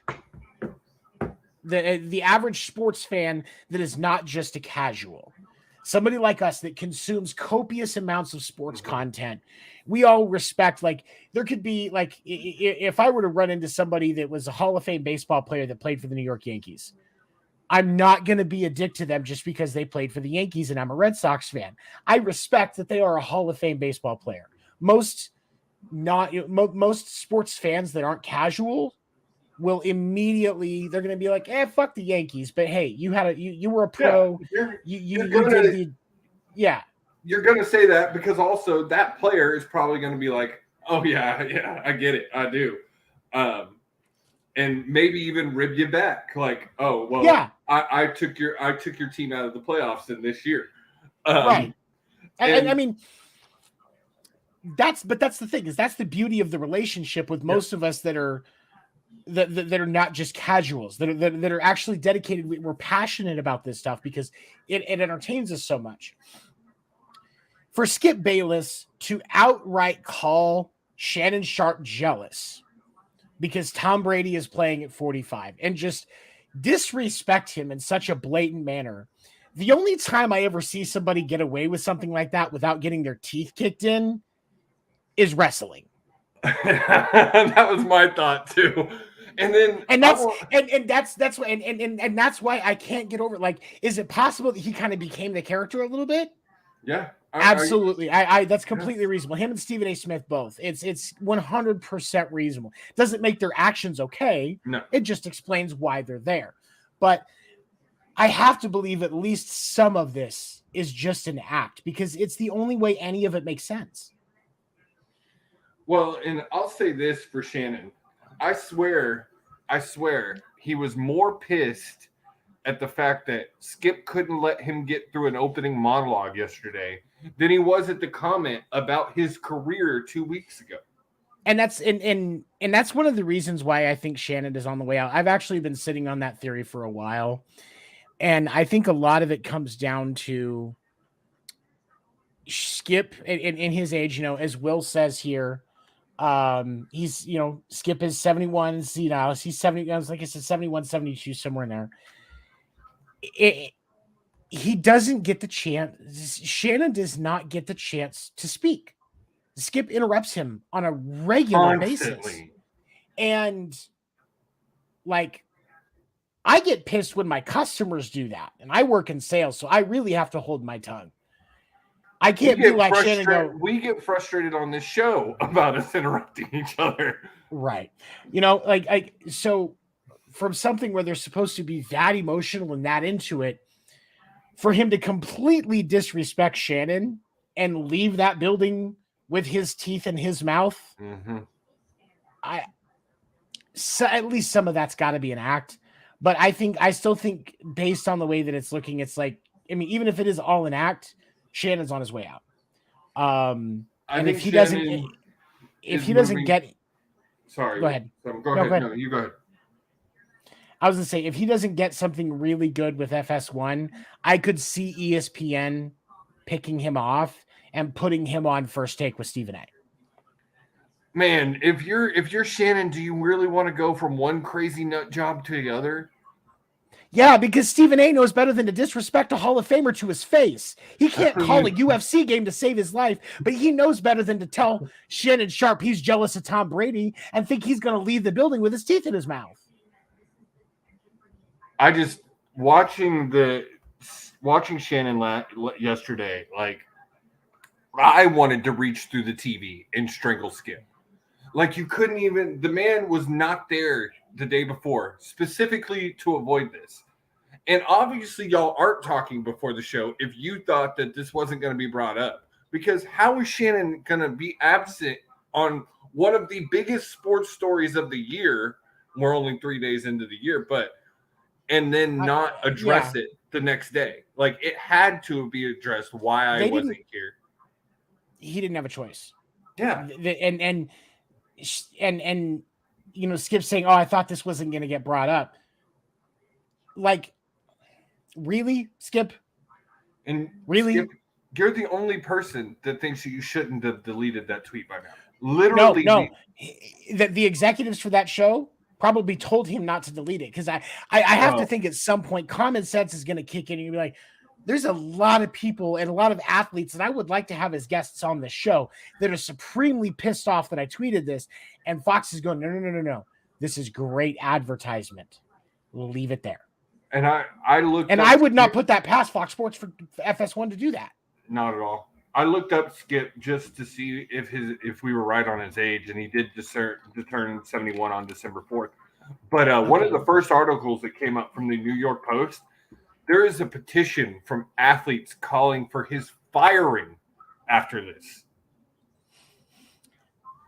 And that's the thing. Fox, I appreciate the sentiment. I understand the reasoning. And like I said, it was in poor timing and poor taste from a comic that has bombed in front of multiple crowds. Trust me, poor timing, poor taste. However, Fox is not going to fire Skip Bayless. It's not going to happen. He's got 5 years left on his contract. He's got 5 years left on his contract, and ESPN is chomping at the bit to bring him back. Yeah. If Fox fires him, ESPN is going to take him, and Fox is going to take a huge ratings hit. They don't want to do that. The ratings for morning sports talk, despite how much we all dislike him, follow Skip Bayless. Yep. Him and Stephen A. They are the ratings for sports talk. That's the ratings. And so you can either, as a network, since it wasn't sexist, it wasn't racist, it's just something that pissed people off. Skip says stuff that pisses people off on a regular basis. Yep. So as amazing of a sentiment as it is in trying to support Demar Hamlin and, you know, his health being the most important thing, because as I said earlier, our belief is that athletes are people too. And I'm, again, proud of Zach Taylor and Sean McDermott for leading their men and taking a stand and not continuing the game on Monday night. And I say that as a Chiefs fan. Like, I would have been pissed if you hadn't. But I do want to talk a little bit about how long it took them and some of the reports that have come out Because we all heard Joe Buck say they were going to have 5 minutes to warm up. As much as I don't like Joe Buck, I don't believe he says that without him being told that in the headset. And I can tell you where it came from. So, and you know, for those of you that are not aware, this will be a good spot to learn some stuff. I can tell you where Joe Buck got that direction, that was what was going to happen. So the NFL has a emergency preparedness manual that is in place for every game. And the producers for the TV have a copy of that plan. And this is because they are able to feed information to the broadcasters as to what's going on, what the plan is, what the options on the table are going to be, that stuff, so that they can keep talking on TV and they don't have to keep showing commercials and losing ratings. And so one of the producers looked at that emergency preparedness plan and saw severe injury, stop of play. After they get the player off the field out of the ambulance, they're going to get time to warm up, probably 5 to 10 minutes, and then they're going to be back at it. And that's protocol for any long-term stop of play. We saw when at that Super Bowl, the Harbaugh Super Bowl, when the power outage happened, they were down for, what was it, a half hour that they were down without power in the second half. And then when they came back, 5 to 10 minutes to warm up, and then you're back at it. The information that Joe Buck was talking about was just because that's what the NFL's preparedness plan made them expect to happen. Now, the coaches said no, and the league was like, yeah, the league hadn't made that call.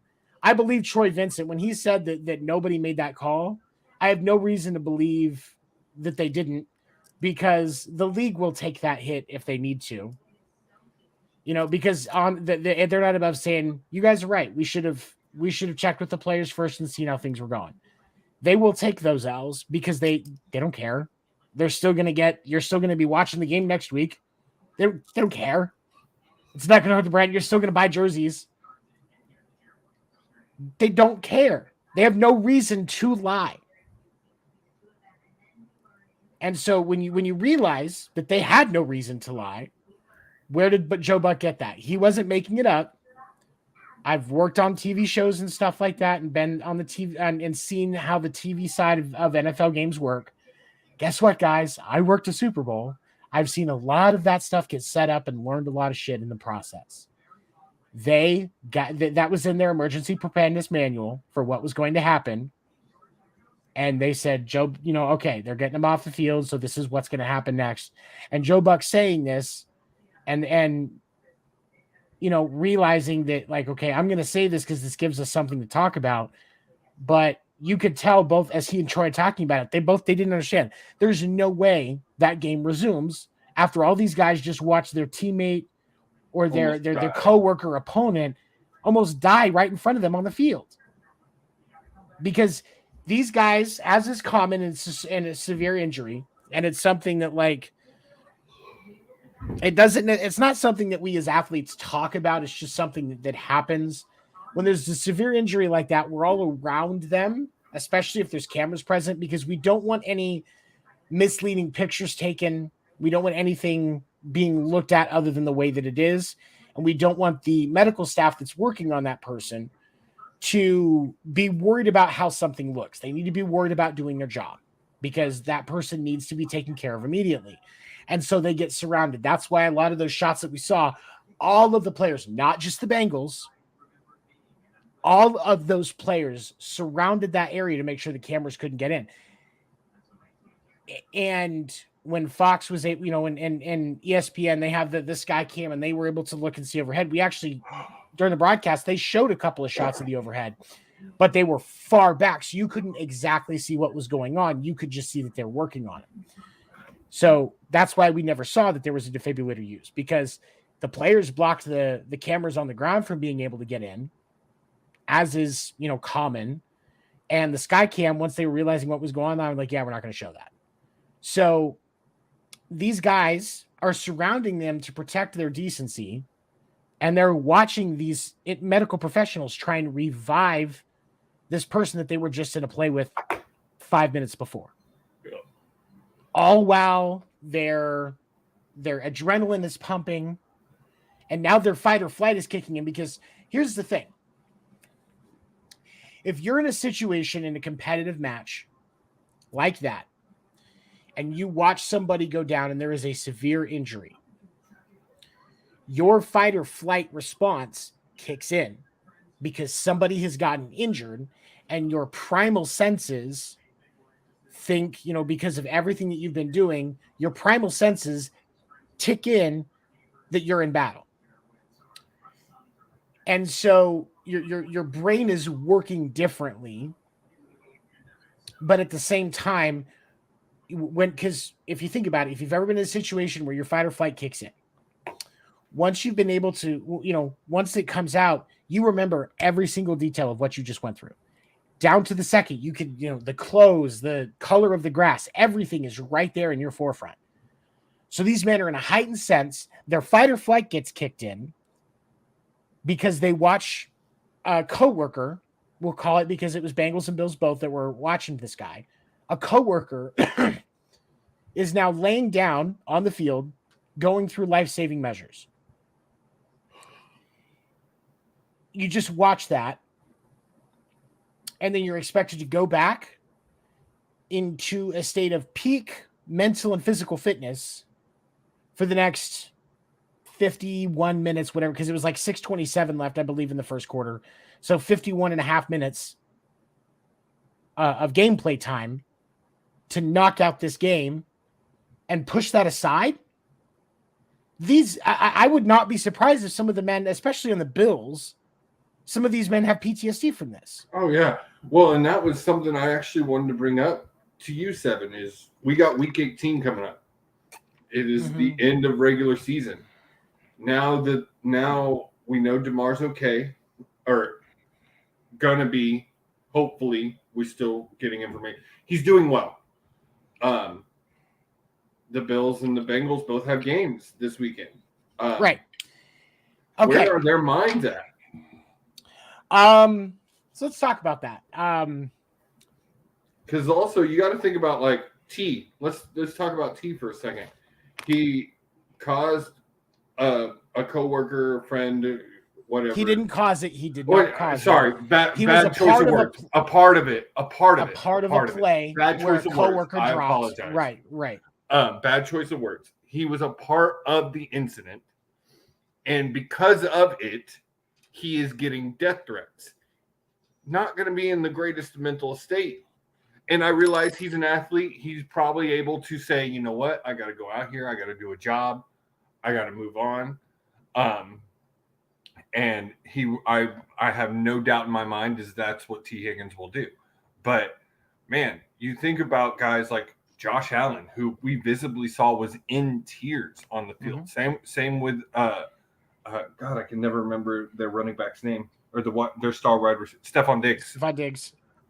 Same. And then at one point you saw Diggs was pumping up the team, thinking that they were going to have to go back on the field. Right, because and here's the thing, they expect it even after a severe injury, because they watch these guys, they watch guys have a severe leg break. Think about the leg break that Alex Smith went through when he was quarterback for then the Washington Redskins, or I think maybe in the football team at that point. No, they were still Redskins. I don't fucking know. But when Alex Smith broke his leg, that was a severe compound break. What for those of you that don't understand what that means, what you need to understand is that the bone break was so bad, part of his bone was sticking up from his skin. It's like, what was that? Wasn't it that player in the college basketball that had that bad break that went out? Was it Duke? It was Duke or Kentucky, something like that. It was Duke. He went down and you could see the bone sticking out of the skin. Okay. And this break almost killed him. His Alex Smith's teammates had to see that and then turn right back around and go play.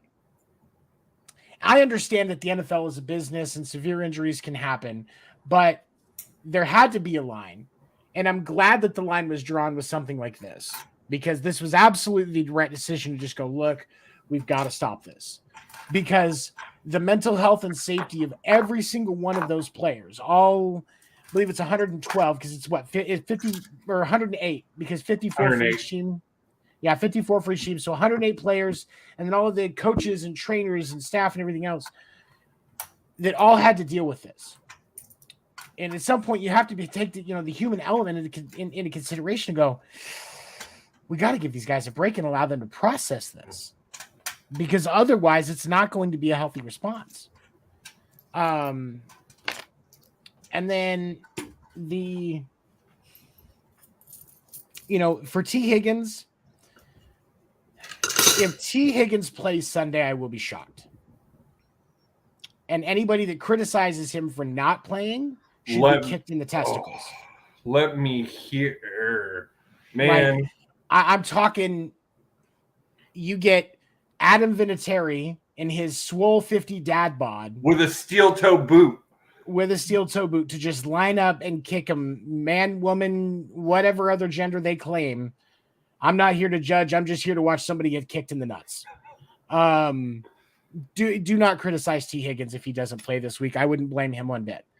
Any player from those two, it really, truly, after listening to New Heights and listening to Travis and Jason this week, any player who says, you know what, my heart is just not in it this week, because you also got to think these players, like, they kind of just saw their mortality. Like, right.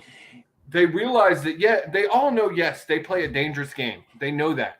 They don't expect to almost die on the field. The potential for issues with mortality while you're playing the game. These guys understand the risk of CTE. I think we can all, that discussion, a leg or tearing ACL. Right. There are always, they understand that there are risks, but none of these men have ever really had to look at the game that they love and think this game could take my life while I'm still playing it. Yeah. And you're absolutely right. At any of the Bills players, any of the Bengals players, any of them, they just watched a heinous thing, something that nobody should ever have to deal with watching. Like, as somebody who's watched people die, watched people get revived, it's not something that you forget. No. The knowledge that somebody in front of you's heart has stopped beating. It's a heavy thought. It's a heavy thing to experience. And anybody that has to go through that, because yes, it's a part of life, that mortality is a part of life. Like there's 100%. Only things to guaranteed: death and taxes. Well, there's a third thing. Andrew Davis is going to get hurt at some point in the year. But yeah, Anthony Davis. Yeah. But the thing for me is, we have to remember athletes are people too. We have to be, because when you're thinking about your fantasy football, that man, everybody that was thinking about, they needed the score from Josh Allen's fantasy football points. I get that. You probably had money riding on that league. I get that. But which do you think is more impactful in the grand scheme of things? Whether or not you win $250, or the fact that Josh Allen just watched a player that he has huge respect for on his team, that he shares a workspace with, that he's talked to, who's had and a pretty amazing year. A pretty amazing year. He came in for the injuries. Colin Sanders, right? Yeah, game three came in for Colin Sanders, and has just crushed it. Yeah. Demar Hamlin was having an absolute standout year. He was going to be a starter after the season. Absolutely. And to see all the men that he played with, this guy that they've gotten to know over the last 15 weeks at least, probably, definitely longer. I mean, he probably but we'll say just for Yeah. Just for, starting sake, we'll say 15 weeks. 14 weeks. These men had gotten to know this guy, and then they watch him almost die. Anybody that's critical of somebody in that situation for needing to take a step back is super fucking selfish, and I don't care how negatively it impacts you. I'm sorry. I don't feel bad for you. I don't feel bad for you having to split the payout on your fantasy football championship. I don't care. Mm-hmm. Human life is the most important thing. Does that stuff suck? Yeah, I'm a Chiefs fan. I have a really low chance of getting a home field advantage for the AFC Championship now. And we're going to talk about that because the NFL released what they're going to do. I have a really low chance of being able to see my team host the game that they've hosted for the last, 4 years now? Something like that. So, now you probably are going to end up playing the Bengals at some point too, which is also fucking Joe Burrow. Joey Payne. But these guys have, we as fans, if we truly want to support the craft and the entertainment of the product that we watch, we have to be willing to put our pride and our selfish reasons aside and support the humanity of these men, because the humanity of these men is what gives us the product that we get. Exactly why we have this show. It's exactly why we have this show. And so if you know somebody that was bitching about the fantasy football implications, slap him in the face. Just I know you're not supposed to advocate for violence. I'm not advocating for violence. I'm just it's teaching them a lesson. Just slap them in the face. Okay. So real quick, I was just to add to this, I was listening to New Heights podcast on my way home today, and it was a really short one. They only did like 23 minutes because they just talked about this. And, but Jason brought up on the Eagles this week, they had a guy, I can't remember his last name, first name Josh. He went down and for a few minutes was paralyzed. And Jason talked about how just that, and he's not trying to compare the two or anything, but just how that affected him. And luckily they were able to know and find out in the game that he was going to be okay, and they were able to clear their head and move forward. But with everything we do know with Demar now, there's still a lot of questions, and that's going to be running through these guys' heads. And to me, any player for any team that is questioning, should they play this week, shouldn't have to play this week. Absolutely. Not what? Ooh, oops. So I just realized I posted the StreamYard link on my Twitter. Oh dang! I'm surprised we didn't have people popping in. Me too. Apparently, my followers don't really pay attention to me, so fuck them. Let's see. I wanted to do that. There we go. Okay. But in my, it's.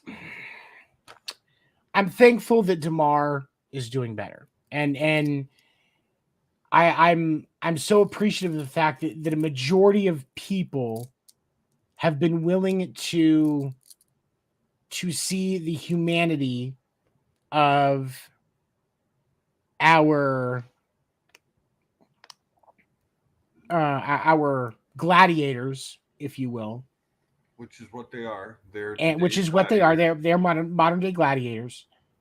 I'm glad that we were able to see the humanity of them. And I thought it was great. One of the things that I saw, so Demar Hamlin had a charity that was it supported his local area, and he had started a GoFundMe when he was in college for $2,500 for a toy drive, and kept it open, and it was more, going towards his charity, and we're doing more toy drives as he became an NFL player. And I remember when I saw the link flying around Twitter about a couple hours after it happened, it was already up over 500,000. And today it's over 7.5 million. Yeah. And that just shows the impact that we can have as a group of individuals that just love watching a bunch of guys beat each other up over a pigskin and come together to support one of those pigskin fighters and make sure that they know that we as fans care about their health and safety and their future above ourselves. So I think that if we can keep that same mentality in everything we do, our country and our world would be in a much better fucking place. So as of this broadcast, 225,000 people have donated over $7 million to Hamlin's foundation. His family are so overwhelmed with with everybody.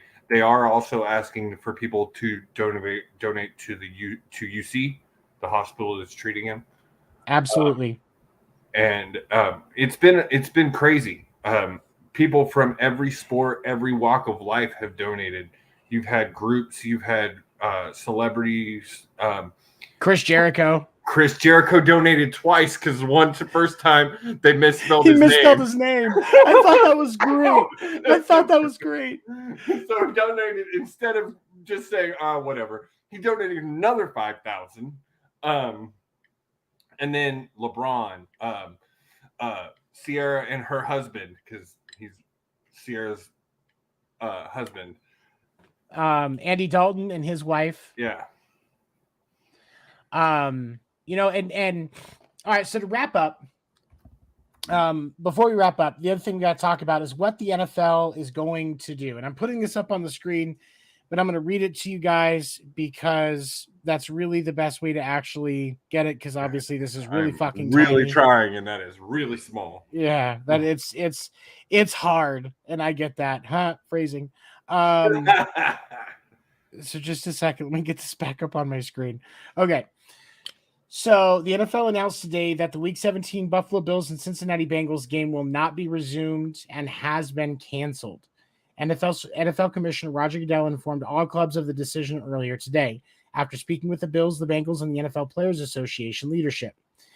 They are, so basically what they're, and what this goes on to say, and I got this off of Ian Rappaport's Twitter, so just at Rap Sheet. You can check it out there. But basically what they're going to do is that they're canceling the game. And if a game comes up between the Bills and the Chiefs or the Bengals and the Bills, unless either the Bengals, the Bills, or the Chiefs lose this week, then what we're going to see is they will play the game, instead of there being home field advantage, they will play the game at a neutral site. There has been no information released on where that neutral site might be, because that is going to depend on the Week 18 results. Mm-hmm. Now, just for information, for those of you that don't know what the schedule looks tonight, thank you, Chris. We appreciate you. Thank you for supporting us. For those of you that don't know, this week, Kansas City plays the Las Vegas Raiders on Saturday. The Bills have the Patriots at home on Sunday, and the Bengals have the Ravens at home. The Bengals, now one thing I did in that release, the Bengals have been declared the winners of their division. I believe it's the AFC South or AFC North, whatever it was. AFC North. The Bengals have won their division. The South is a dumpster fire. It will be decided. That's right. The South will be decided versus Tennessee and Jacksonville on Saturday. That's right. That's the Saturday night game. Okay. All right. So simple there. To the point that their Week 16 or Week 17 game, neither of them made any difference. It did not matter. This game will decide the AFC South. It is absolute garbage. Yep. Now, if, Chiefs fans, you will want to root for the Patriots this week. I know that hurts, but Tom Brady's not the quarterback of the Patriots. It's Mac Jones. Is it Mac Jones, or is it the guy that played for him this week? And one who's Oh, you know what? That's out there looking like Tom Brady, 300 yards, 3 touchdowns. Oh, that's right. I forgot about that. Mm-hmm. Because I don't know. Mac is still hurt. Well, you just gotta hope that the Patriots can pull it out. I'll buy a hoodie and cut the sleeves off just to wear it like Bill Belichick if they do. But I mean, ultimately, outside of that, the other play. I mean, they all win their division, so they get home field advantage until the AFC Championship game anyway. No, it is, but it is Mac. Mac is starting. Okay, so there we go. Mac Jones, I need you to ruin Josh Allen's day. Josh Allen, I love you. Oh, you were crazy. Josh Allen's not losing that game. No, Josh Allen's not losing that game. I could dream, goddammit. I could dream. That is a deep dream. I can dream. Other things I dream that will never happen is that Anna Kendrick is going to call me one day and tell me she's in love with me. If that happens, Ashley Green is going to call me one day and tell me she's in love with me. For those of you that don't know, she's a model and she also played Alice in the Twilight series. Oh man, I would let her beat the crap out of me. But okay, so as we wrap up here, of course, again, we want to share our support for Demar Hamlin. We definitely hope he gets better. Thoughts and prayers with you and your family and your friends as everybody's had to go through this. The Bills, the Bengals as well. We have definitely been praying for you guys, and take care of your mental health. For the love of God, please take care of your mental health. That is far more important than any fucking game. Seriously. I want to say 2 things before we get out of here. We in the sports world, in the extreme sports world, we lost Ken Block this week. Lost Ken Block this week from a crazy snowmobile accident. Which, if you know anything about Ken Block, that is exactly how that man wanted to go. I mean, clearly. I mean, we're talking about the man who designed the Gymkhana videos, which was just pushing his car literally to its limits. And we lost him. That was my favorite thing to do. Like back in the day, I would spend a lot of time getting stoned and watching Ken Block Gymkhana videos or fail videos. And then Ken Block is a very talented driver, and I'm very to his friends and family. I'm sorry for your loss. Also, that was the tough. owner of DC Shoes. So and I didn't know that. Mm-hmm. I never knew because I prefer DC shoes. Like that's, I think I've got some down here somewhere. I'm actually wearing some Walmart ones right now, but my favorite pair of shoes I have is a pair of DCs. I knew that from the Fantasy Factory because he sponsors Rob Dyrdek. Oh, that's right. I forgot about that. And also today, Nate Colbert passed away. Really? Yeah. The Padres just released a statement. We are deeply saddened by the passing of Padres Hall of Famer Nate Colbert. Our hearts go out to his wife Casey and the entire Colbert family at this difficult time. An original member of the Padres in 1969, Nate was a trailblazer in San Diego sports community. He was a 3-time National League All-Star in brown and gold and became the Padres' all-time home run king with 163, a record that still stands today. Nate was devoted to his community off the field as well, dedicating his time to disadvantaged youth through his ministry. He was a magnetic person who will be dearly missed. Absolutely. That's heartbreaking. Oh, and also breaking news this evening, Indianapolis Colts Hall of Fame running back and Madden cover athlete Peyton Hillis is in intensive care himself after saving his kids from drowning in the ocean. Yeah, I saw that. Prayer, seriously, like I just, man, take care of yourselves. Seriously, I'm worried about all of you. I'm gonna put all you in plastic wrap. I'm gonna put you in a closet. That's not meant to sound as creepy as it does, but this is insane, man. Yeah, I mean, it's we're only 5 days in, and this year has been crazy. Barbara Walters, Jeremy Renner in the hospital, almost lost his legs because of a snowmobile accident. That was snow plow. So snow plow. He was plowing his driveway, and it's supposed to work like a riding mower. You fall off, it dies. It didn't, and ran over him. Oh my God. Yeah. That's insane. Because I'd seen some pictures, but I hadn't got to go back and fully read on it. But I thought I'd seen it was a snowmobile, but snow plow. I mean, yeah, but that's, he's awake, and that's that makes me happy. And Demar Hamlin being awake today, recognizing people, squeezing hands, asking who won the game through writing, stuff like that. Just shows consummate football player, but obviously we want to see him get better. It's not about being able to play football again for us. We want to see him be able to live a happy and healthy life. I do. That's what we're concerned about first. If he makes it back to playing football again, that's comeback player of the year. That's comeback player of the century right there. That is somebody giving Alex Smith a run for their money on the level of comeback. But the comeback player of the year, that should be the Alex Smith comeback player of the year. It should be the name of that trophy. I'm sorry. Yes, it should. Until DeMar comes back and takes that crown. But if DeMar comes back and takes it, then that's the Demar Hamlin trophy, I think. No, because DeMar has the chance to maybe get like a defensive MVP or all defensive stuff like that.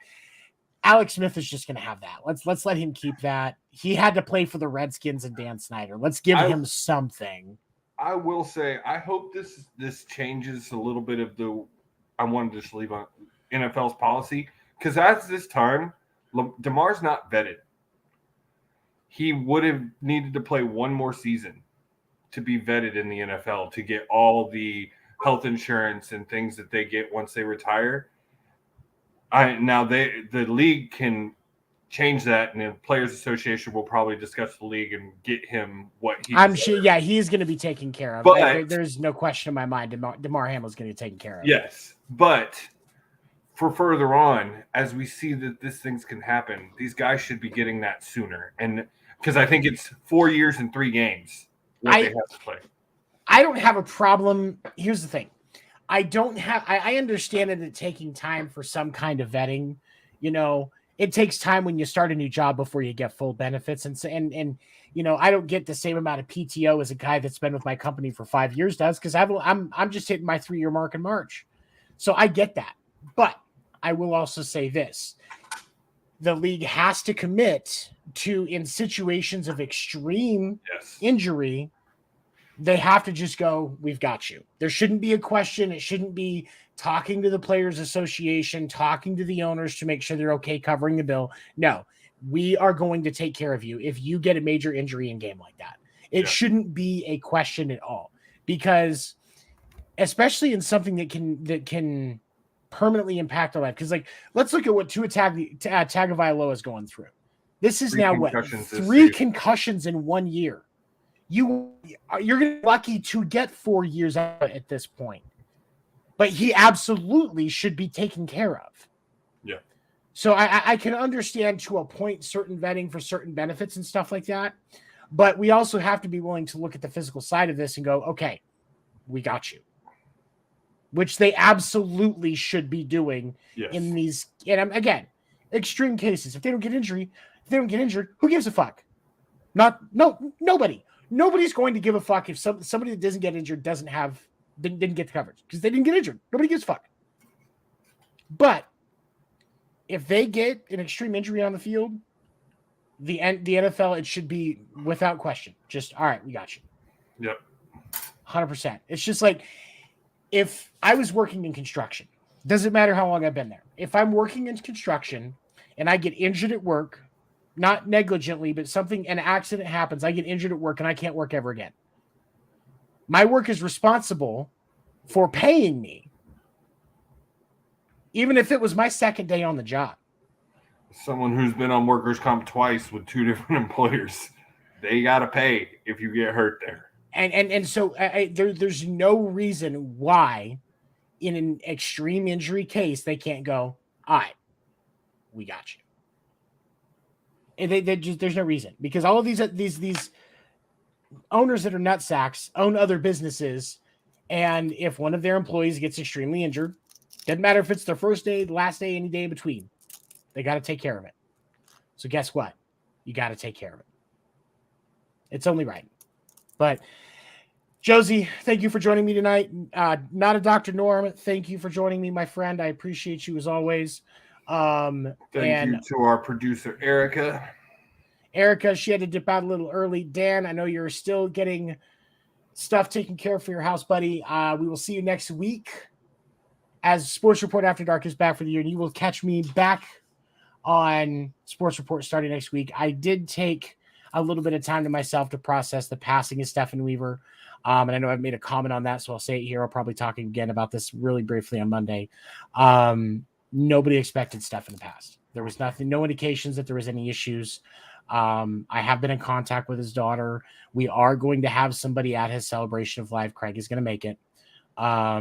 Where we've made sure of that. We're going to make sure that's facilitated. That's awesome. Because yeah, it's the celebration of life is going to be in San Francisco. Craig's like 45 minutes away. So he's going to make sure that we have somebody there. For the support that we've gotten with the passing of Stephen Weaver, I want to say thank you to all those. Winter meetings will be back with the start of the baseball season, probably going to start in mid-March. The Weaver rule, baby. The Weaver rule. Always remember the Weaver rule. You have to wear pants when you're on camera, as unfun as it may be. Unless you're a porn star, I guess but the Weaver rule doesn't apply to that because you're not on our podcast. Unless we're doing things really, really correctly. Anyway, thank you for your support. Say a prayer for Stephen's family as they're processing the sudden loss. He had a daughter that just got married not just a few months before, and he died right after Christmas. So keep the Weaver family in your prayers. Peyton Hillis's family, keep him in your thoughts, and the continued recovery for Demar Hamlin. We thank you for your support and for taking a chance to listen tonight and listen to us talk about the importance of athletes being treated like people too. We will see you Monday night on the Sports Report, 10 p.m. Eastern. Have a good night, everybody. When you feel low, you can still go. Even when you feel slow, you can still go. Even when there's no hope, you can still go. I never answer to no, man, I still go.